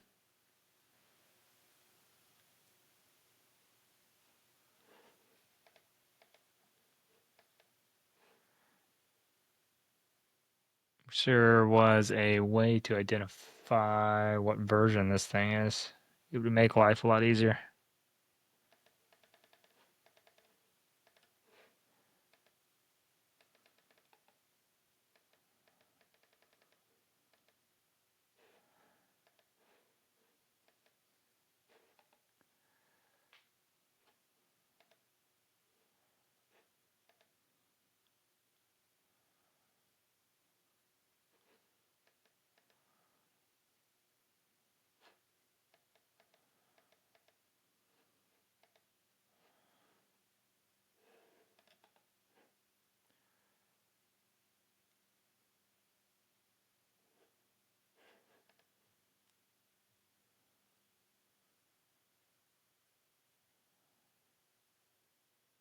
Yeah, weird.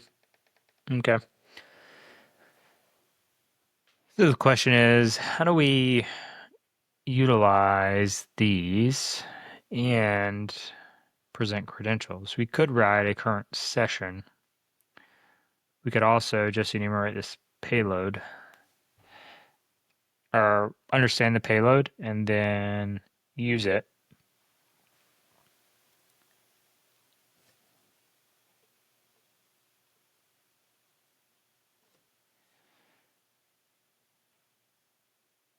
So this is uploading a file.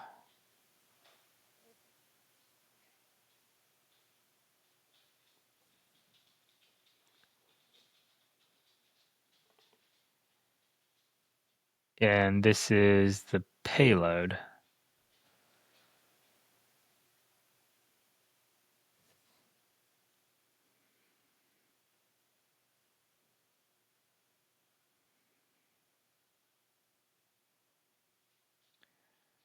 And we could try to do this manually.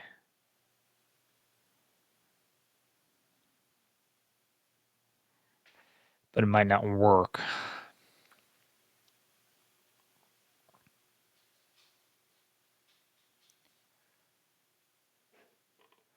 Try to pull it down and see if it actually work. I still think we'll run into issues with authentication, but it's worth a shot. And we have a couple here we can utilize. I mean, we can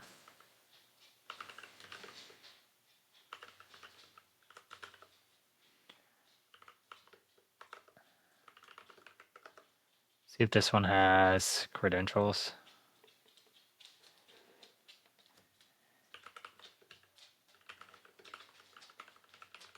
It's acting like it can't resolve the host.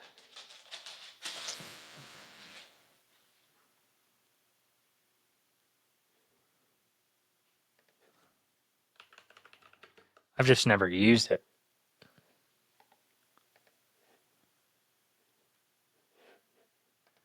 We're like right where we need to be. One of these are probably going to work.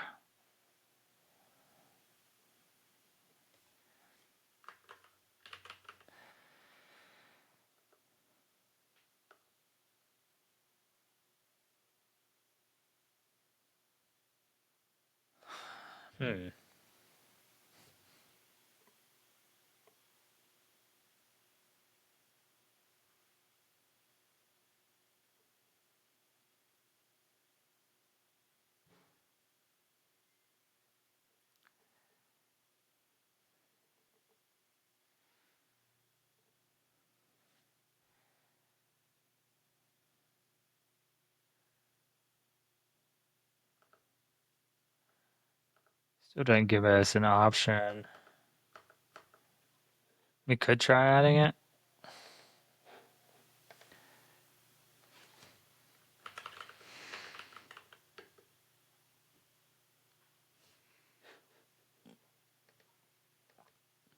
But I don't know if it's going to work.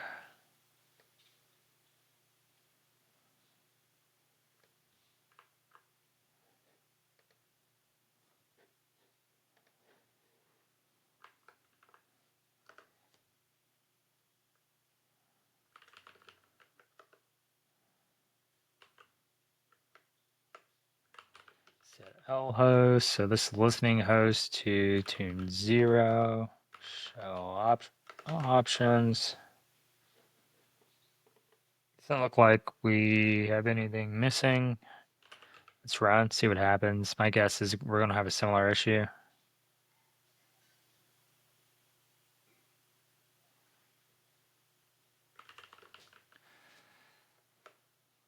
Actually, no, it didn't even attempt to try.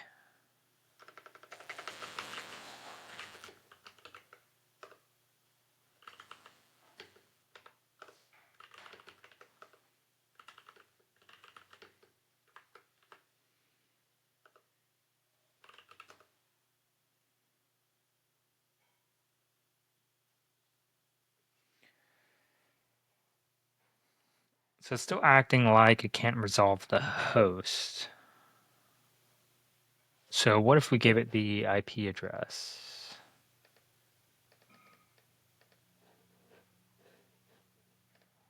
This is an interesting problem. I haven't run into this before.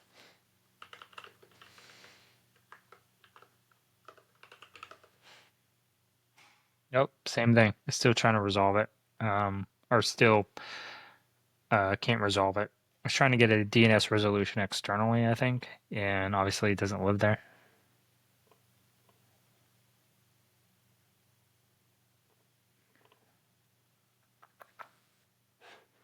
Hmm.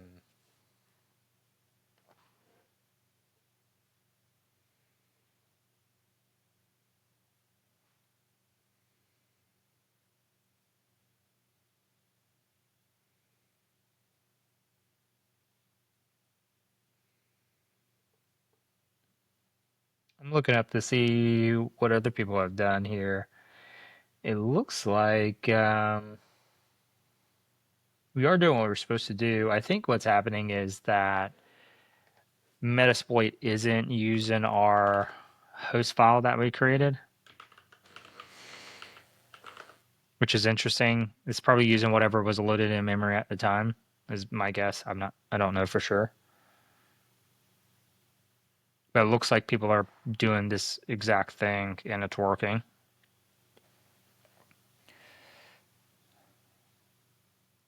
Ooh, I like it. A matrix entry one.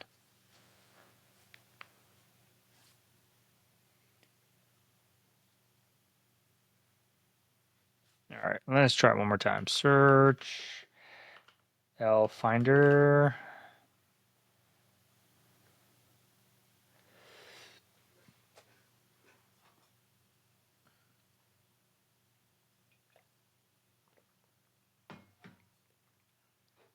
There we go. It's a little slow right now. Not sure why.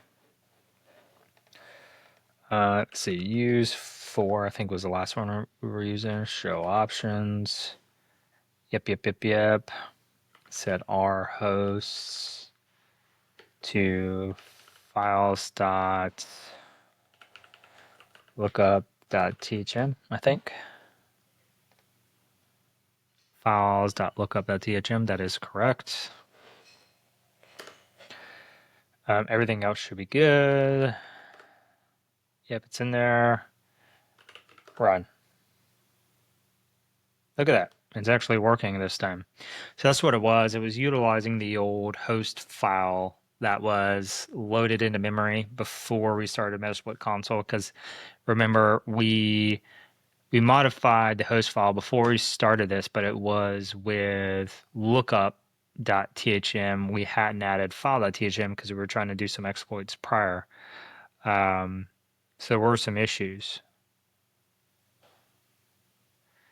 Now it is working, however, we may or may not have gotten a shell.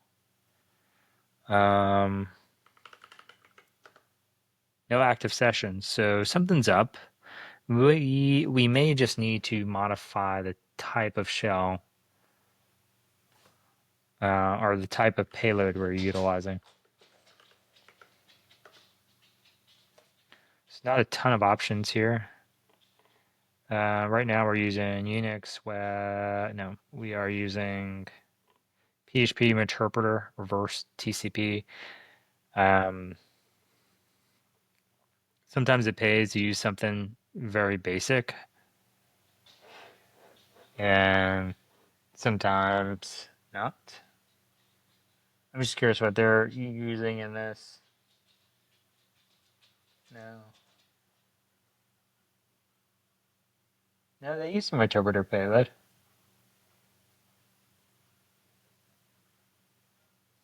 So it's just me having issues today. We can try running it one more time. If not, we'll try loading a new, try some other payload options, but just shit happens.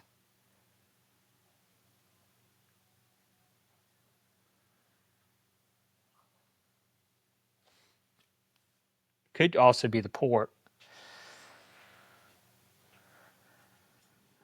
but I would imagine that isn't an issue.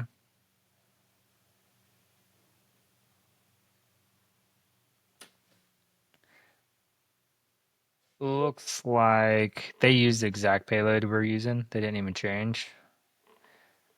See, PHP interpreter reverse TCP. Try one of these.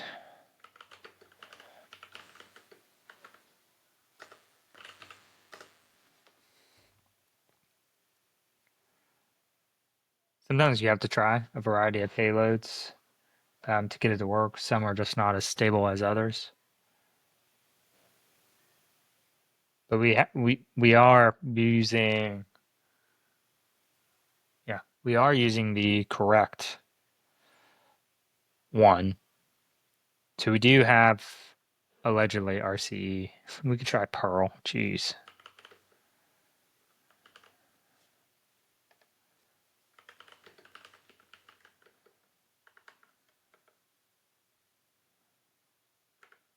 You never know. Not really sure what's hanging on this thing.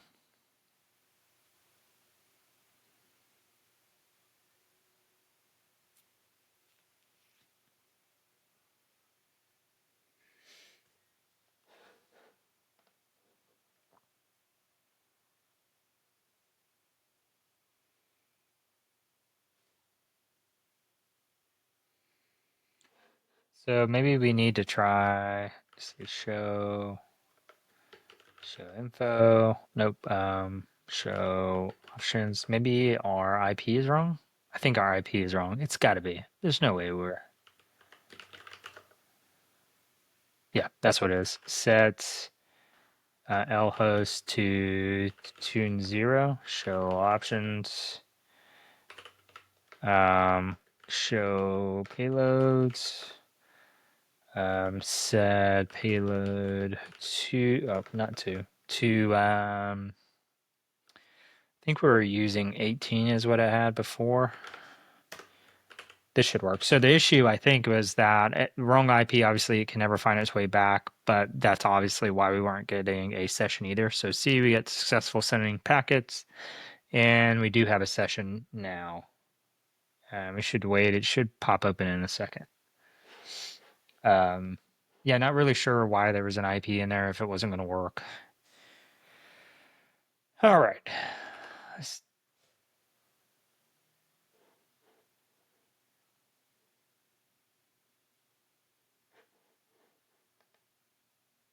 Cut, set, pals. I don't know what any of that is. Must have been what was in my keyboard or something. LS. All right, so we are on the system here. We got some SQL. What this means is we basically have our initial access.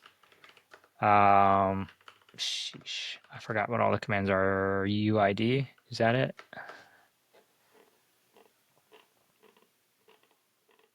And we should have a bunch of options in terms of what we're going to do to privilege escalate on the system. Let's see. Oh, we didn't want that. We want GUID. Nope, we didn't want that anyways. Either. We didn't want that either. What are we looking for here?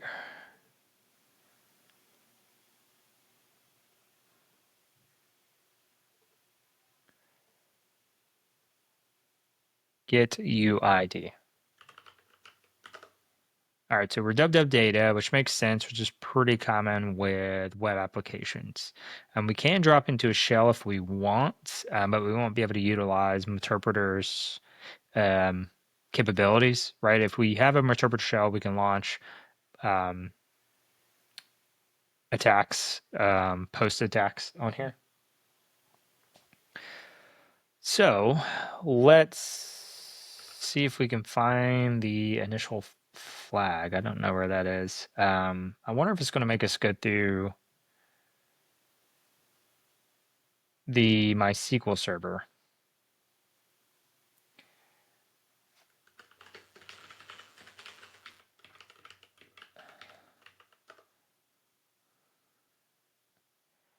If it does, you can grab credentials from this file if they're here.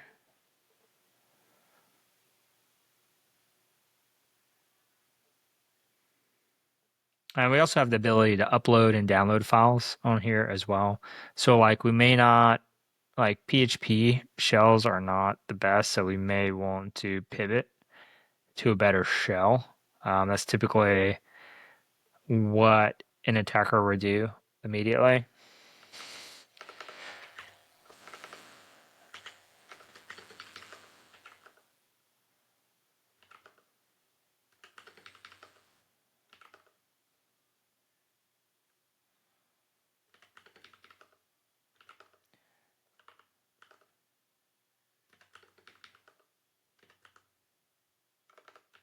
See what we got in here. So here's our lookup.thm.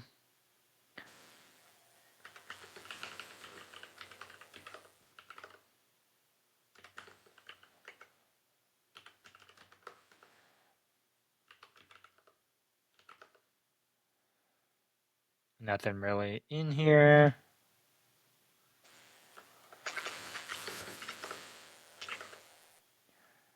Maybe ls/temp.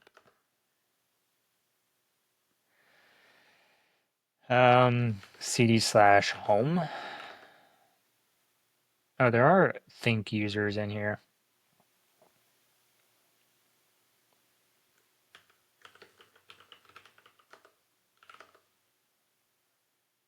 So there is SSH profiles in here. We don't have the ability to read them in this one.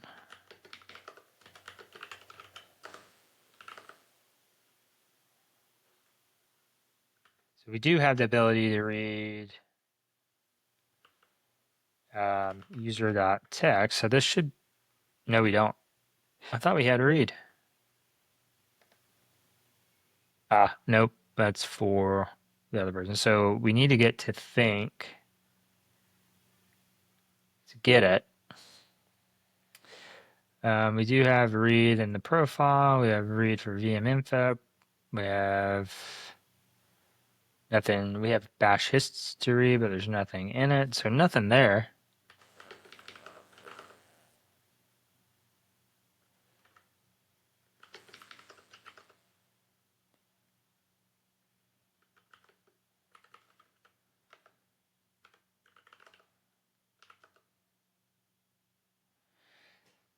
Nothing here either.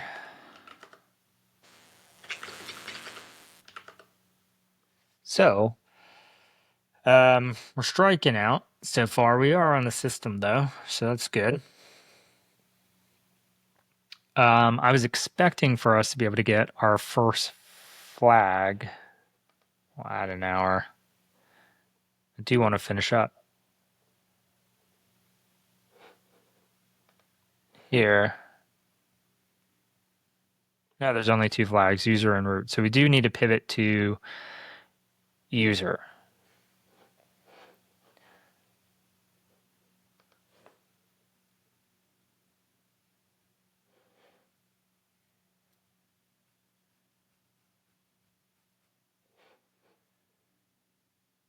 Hmm.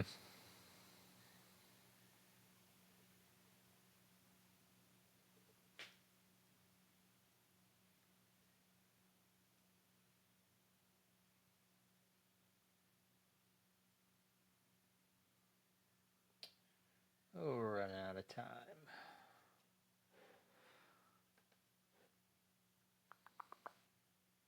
So one of the things we can do is download LenPs, run LenPs. That's a pretty common tool on these types of things.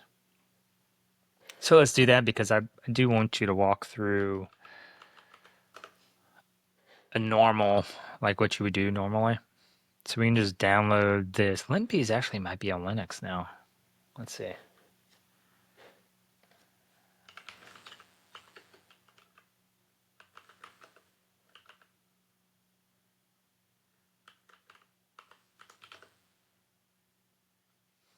Got to update the database so we can locate it. Nope, we don't have it. Okay, well, let's download it. Let's see.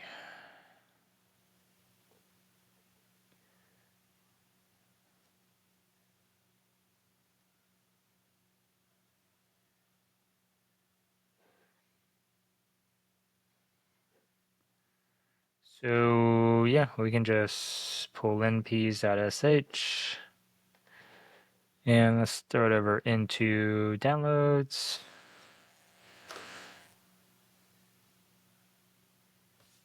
Oops.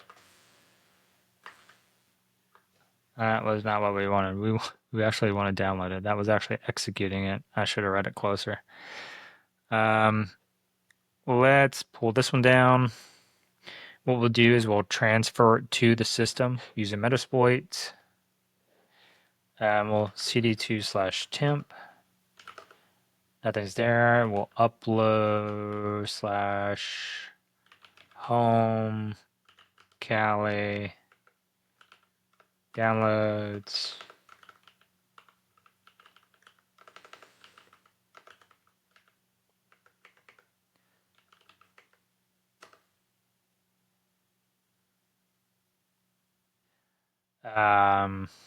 What we may want to do is just make sure we output properly with limps. I do remember running into some issues when we run it because it might clog up and it's trying to print to the UI and it can't. So it's going to run into issues. So what I do is typically put it to a file. Let's see, and that is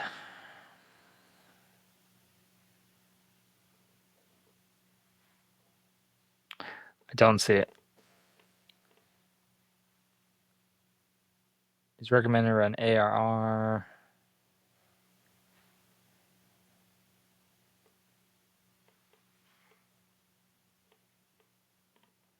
Okay, I'll just redirect then, whatever. I thought there was a way to do it. Do need to drop into a shell. pwd. Okay, cool. ls, it's there. We'll just give it all the things. And then we're going to say limps.sh.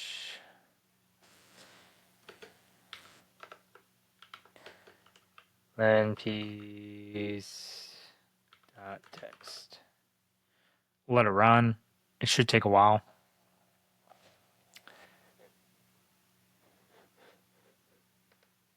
And we'll see what it's doing while it's running away.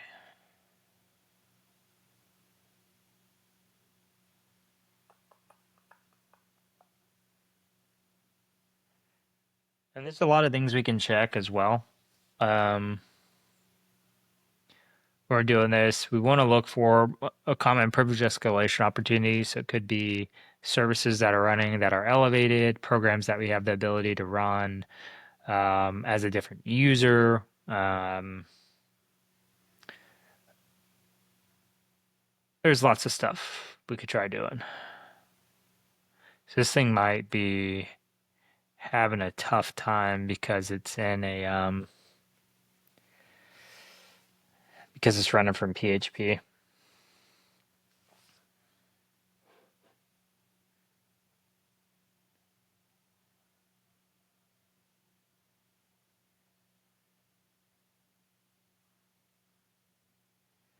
All right.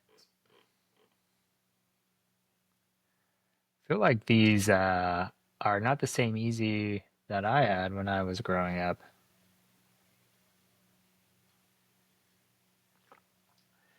Y'all have a tough time now.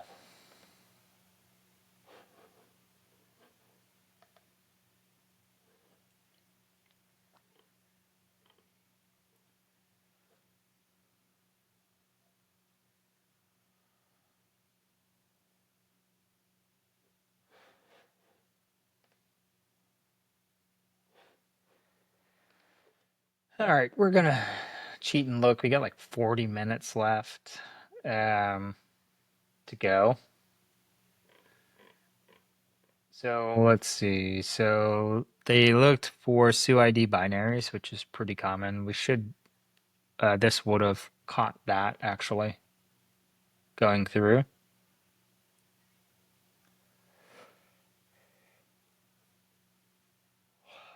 And it finds something in user/sbin.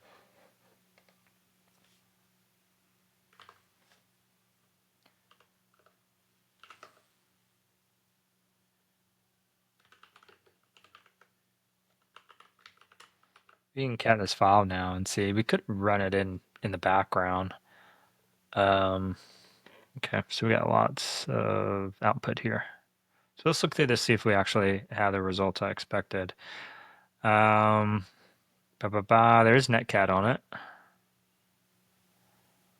Here's our Ubuntu version. There is a very old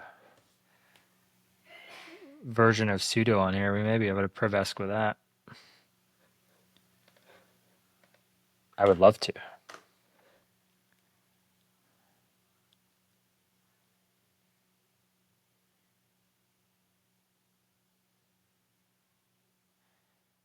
The problem is we need a proper shell to do that.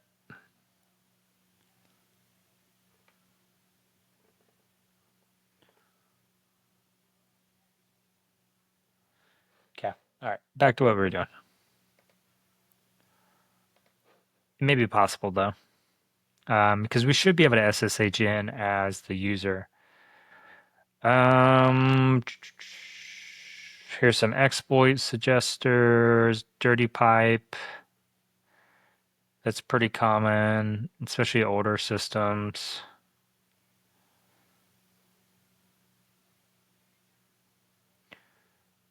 Doesn't help. Container related tools. Okay, we don't really care. Don't really care about that. We don't really care about that.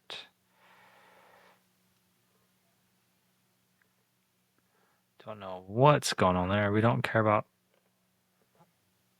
Okay, there secret access. There are EC2 credentials. Cool.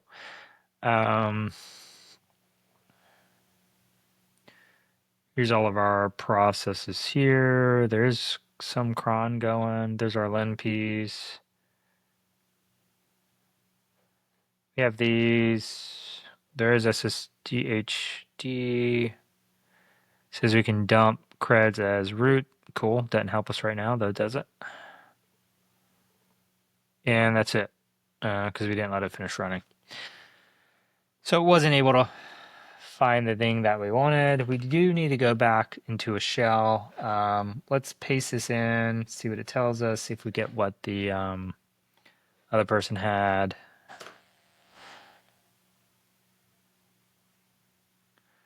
And what he was picking out was this guy right here, just because it's weird. And it is, slightly. There's some other ones in here I don't notice. There's some people who are really good with Linux, know all these bin files like the back of their hand. And so they would be able to identify something they could have used. I would mostly be focused down here in this section. And so out of all of these, CHFN isn't familiar to me either, but PWM is definitely interesting.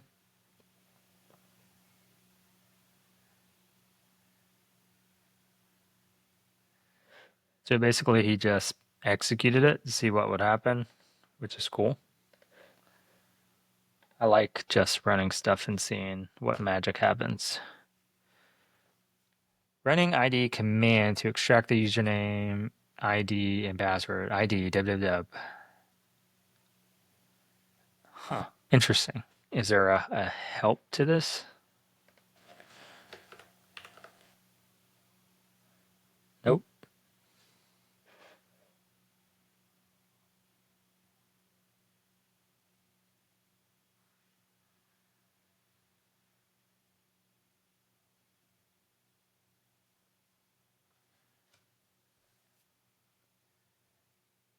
So this person did quite a bit of stuff. It's saying if the ID command is not specified with its full path, /bin ID, it is found and executed by the path variable in our environment.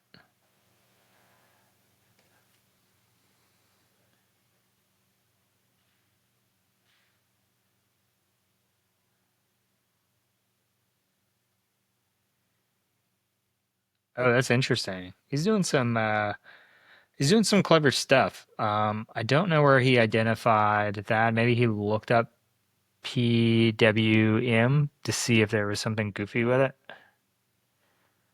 Um, but he basically does this. He creates a new path in temp.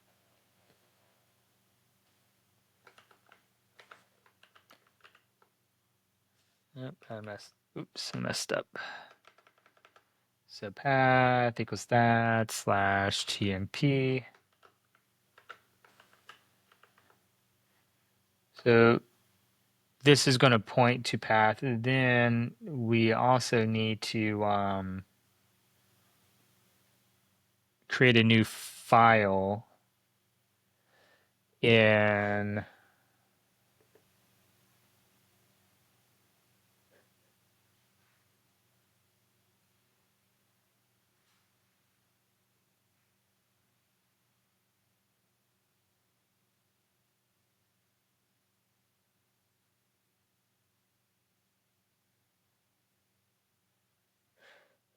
um,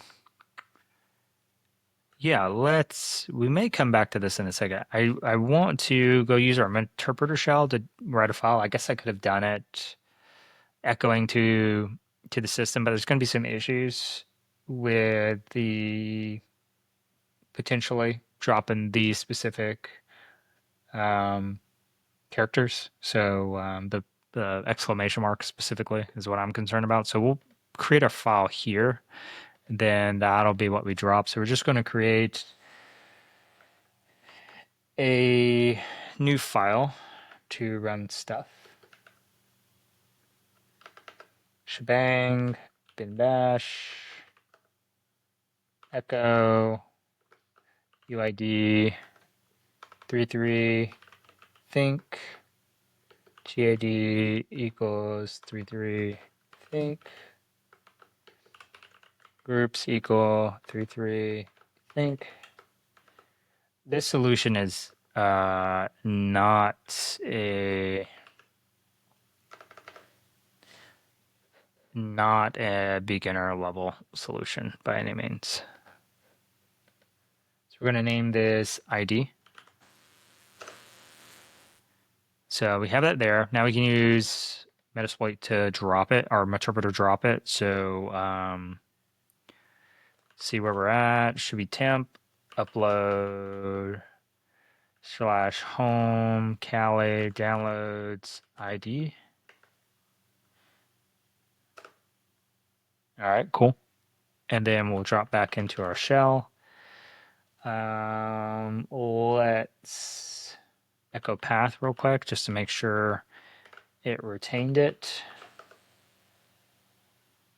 It did not, so we need to rebuild our path, and we can do that. We'll just copy and paste in at this point. And then now we can run this again. See if we get what we expect. No, same. Why is that?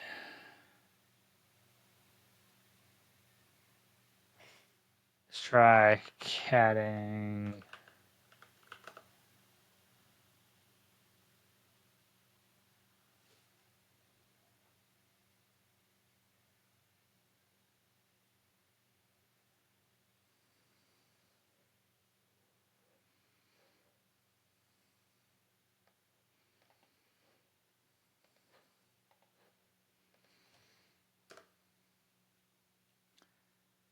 So we're in there now.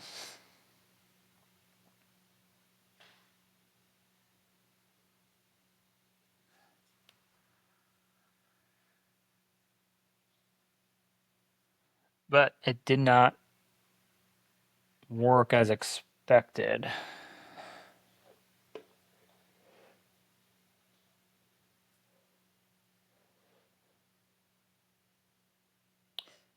User SBIN BW. So I wonder why. How is he operating?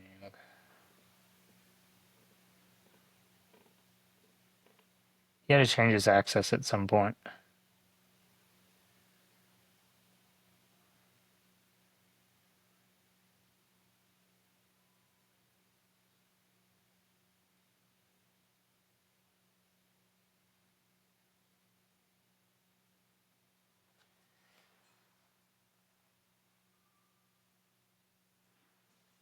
So this fella skipped a lot of steps, it looks like.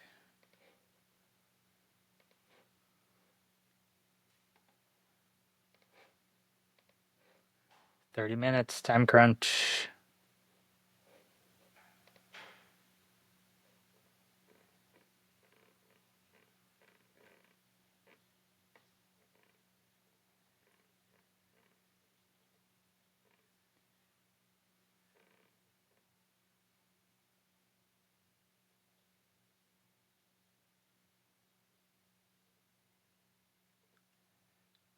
Let's see.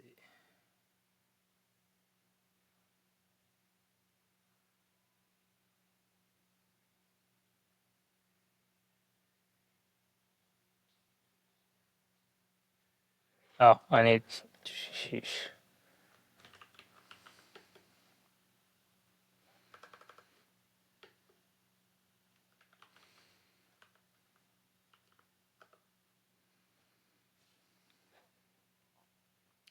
Now let's try running again, maybe.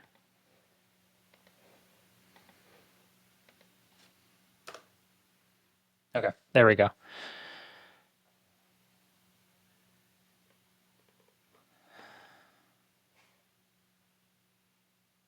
So a bunch of passwords now. Don't know what they are for.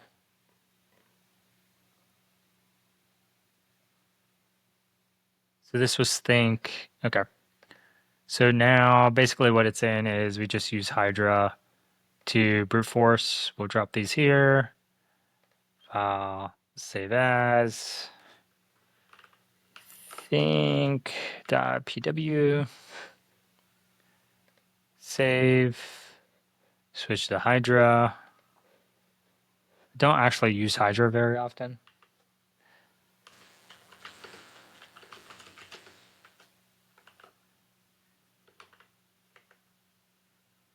Think that PW dash G SSH, and then we just need to give it the IP address, which is here,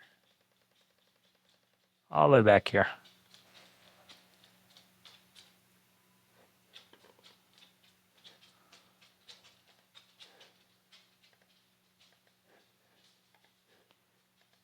That should do the trick.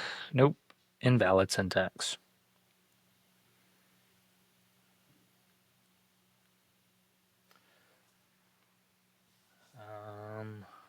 Oh, yeah, messed up.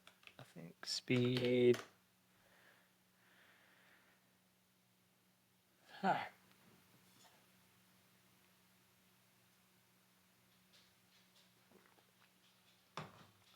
It's running its attacks. It's not very many, so it shouldn't take very long.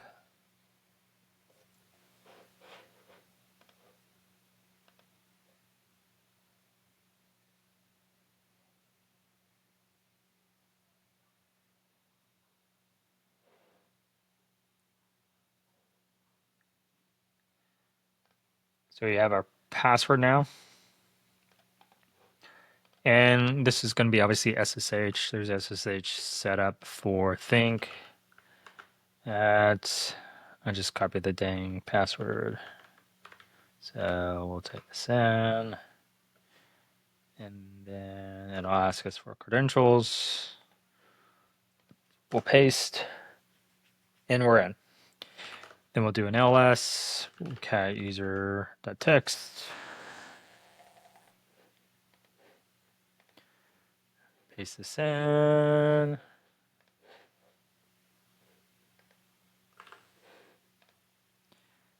And let's see what they did for privilege escalation. Probably, I kind of want to use this technique up here. Let's get rid of some of this junk.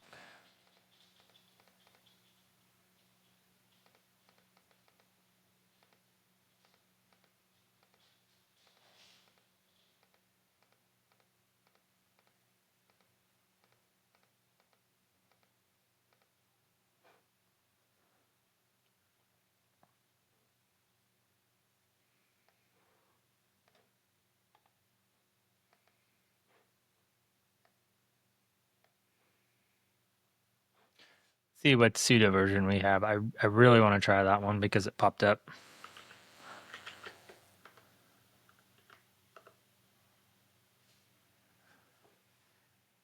If version is less than 1.28, it is not. Sad face.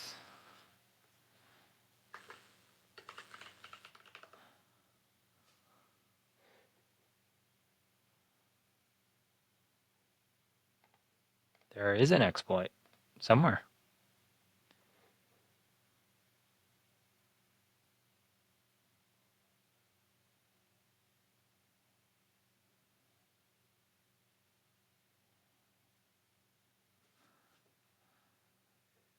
Interesting. That's cool. All right. Anyways, moving forward. Let's do sudo attack L. Password for think. That was your password. What are you talking about?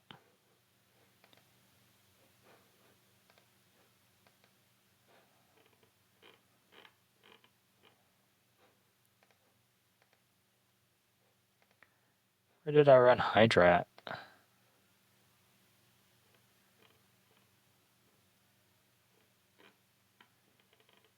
Maybe it disappeared. No, there it is.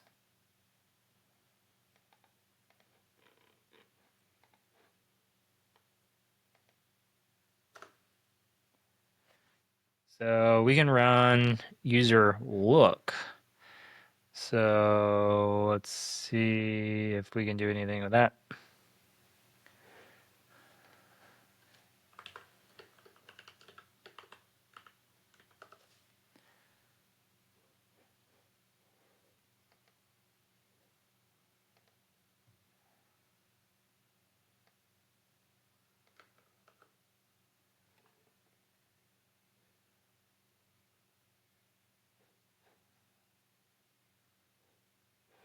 Let's just try to run it and see what happens.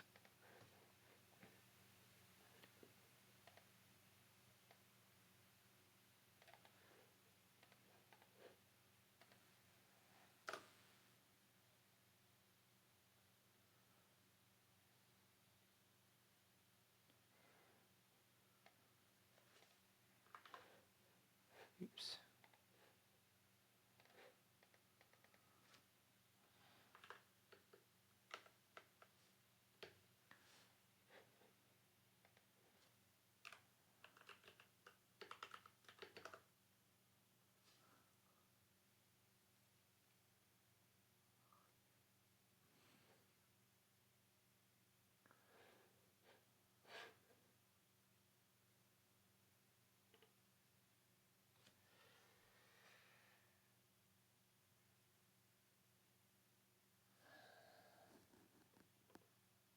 Oh, let's see.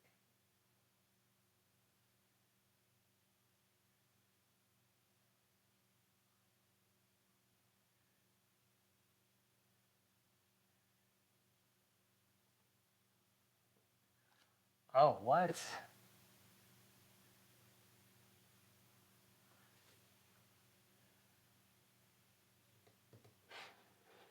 Okay, we might be trying way too hard here. So let's see.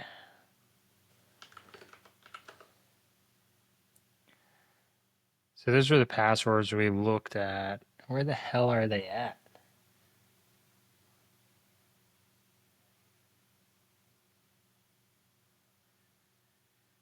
Important.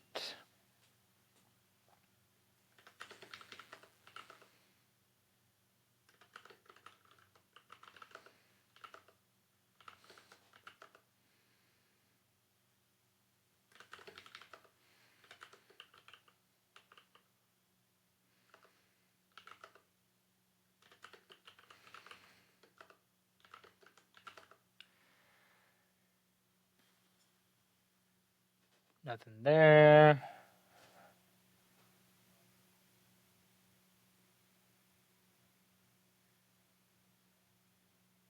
I don't know where he got the important thing, but that's what he's showing.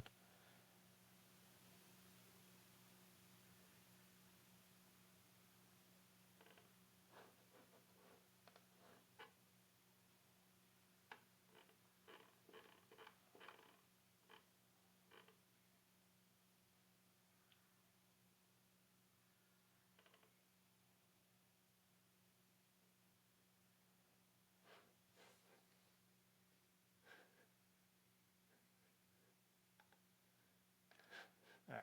So this is what they're using. So this is where our CIDs and stuff are going to be. So let's see. Look, I forgot about this. And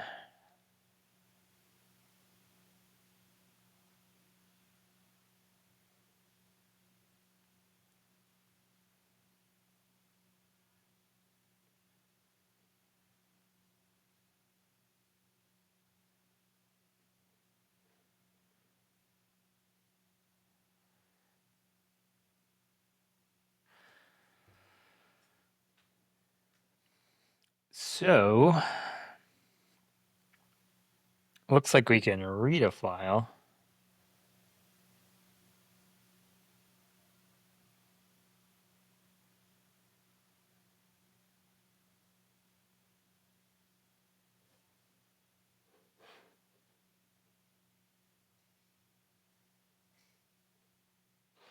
There are a couple of things we can do, I think. Basically, we can, whatever this file is, we can read, so we can just basically copy this and then target any file we want to read. So this is cool. I've actually never done this attack before. So that's fun. Okay, my copy and paste is busted, apparently. Or it just didn't work.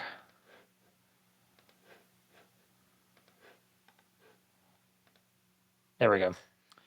We could say something like etc shadow, because it's running as root. And then, so we could get the password for the root user here, or the password hash. There's also the root system has or the root user has an SSH key. So if we did something similar and did /root .ssh dash ID RSA, we have the big key, and then we can copy this down and utilize it to jump to the system. So we could do something like this.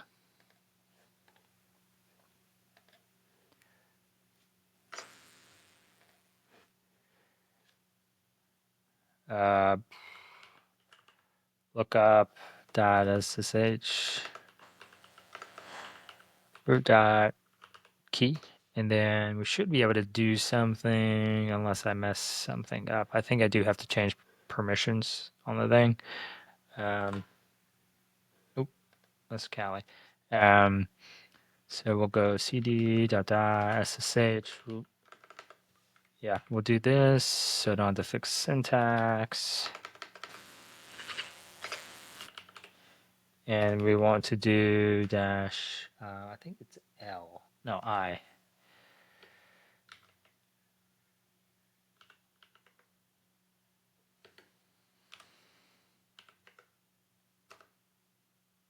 And that should take us where we want to go. And that's all she wrote.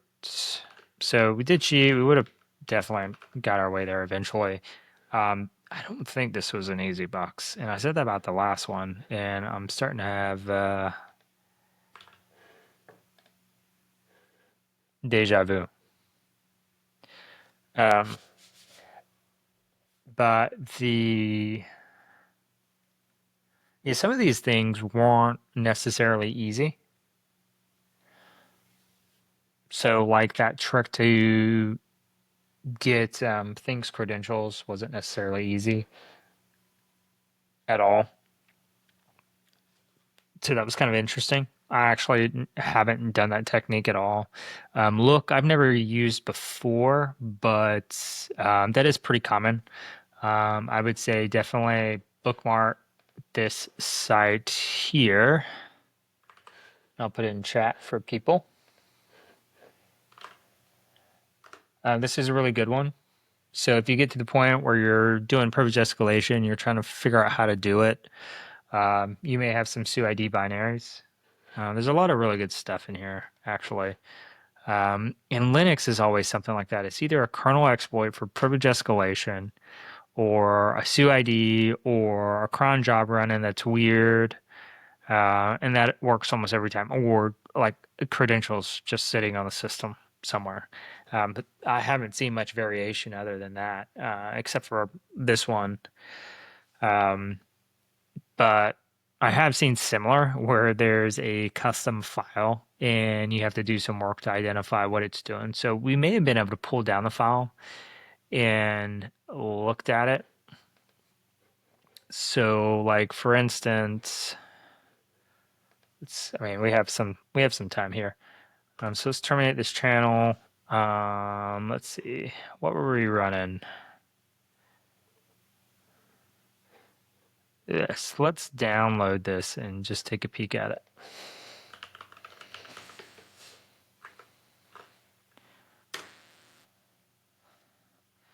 All right, so I don't know what directory you're in. So let's see.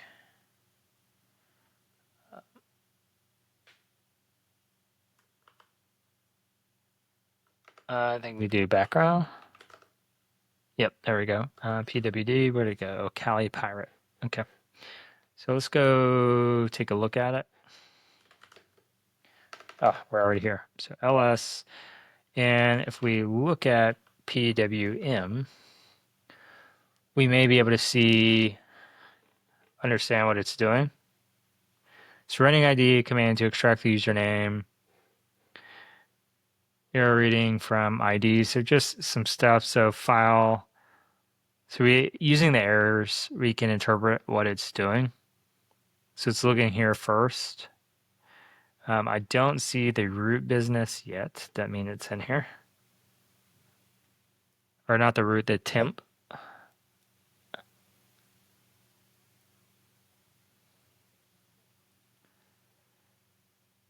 Let's see, running ID command to extract.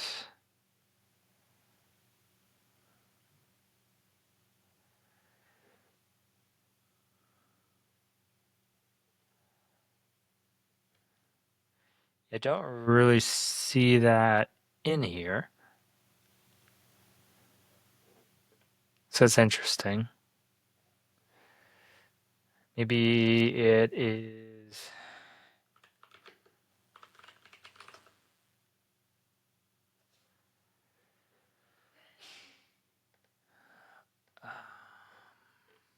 Let's see.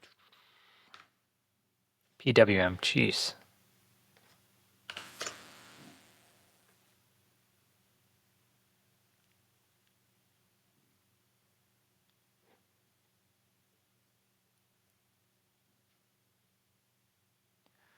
So PWM, there is some stuff. But I don't think it's what we're seeing here.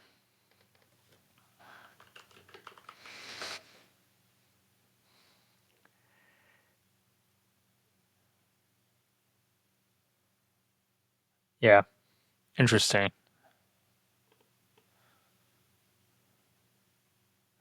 I wonder if anyone goes into that and explains it better. Let's see if I can find.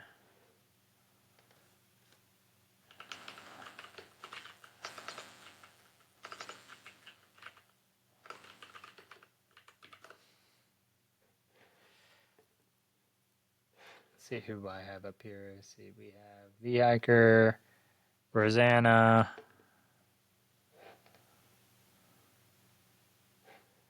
InfoSec write-ups is usually pretty solid. So this is something I definitely highly recommend people do, is go through multiple sources and read through them. Look to see if there's any other things that you have missed. I could never figure out how to do this. Like get there. So maybe we find a video with that in it. But this looks just like one of those other ones I saw, and maybe someone copied after someone else.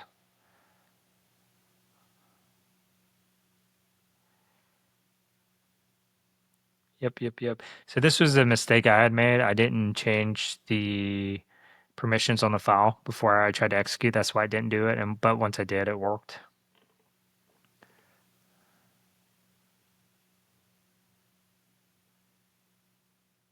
Oh, they use ChatGPT.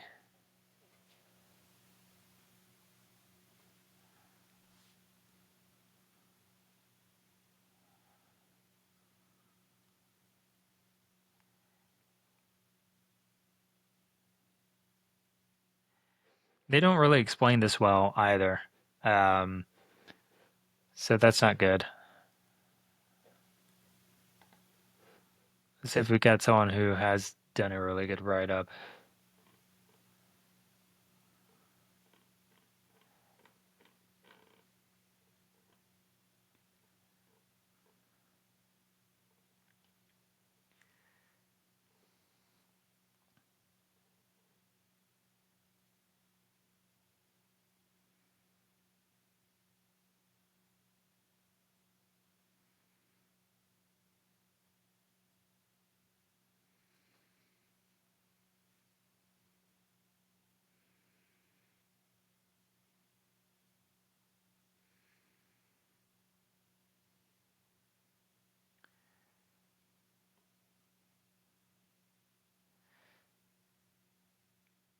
Yeah, it's interesting. I mean, everyone says it's a path hijack, but they don't really explain how they come to that conclusion. Because if you look at the file, like we did, we just see that it attempts to find in the user's their home directory, but that doesn't really help us. I mean, there may be some other ways to abuse that. I don't have time to go into that, but these are the types of things that do sometimes take quite a bit of time to find, and there could have been many other ways to escalate privileges on this, including some of the kernel stuff I'd mentioned. Um, but it's kind of annoying when they don't fully explain it because it doesn't really help you, right? If you're trying to understand how you can change your workflow and your line of thinking to identify and not miss this in the future, it doesn't really help you. And that's what I try to do when I look at walkthroughs. I want to change the way I look at a problem so that I don't miss it the next time. So it's essentially updating the way your workflows um, in your cheat sheets so that you can come to this conclusion much faster in the future.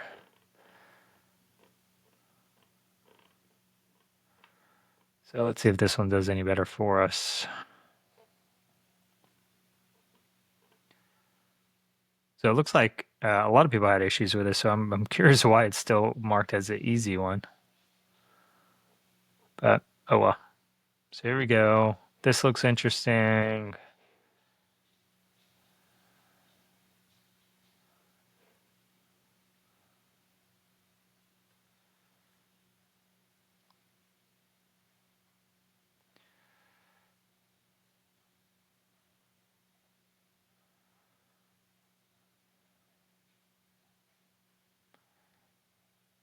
Let's see if we were able to manipulate the path by changing it to a temp directory.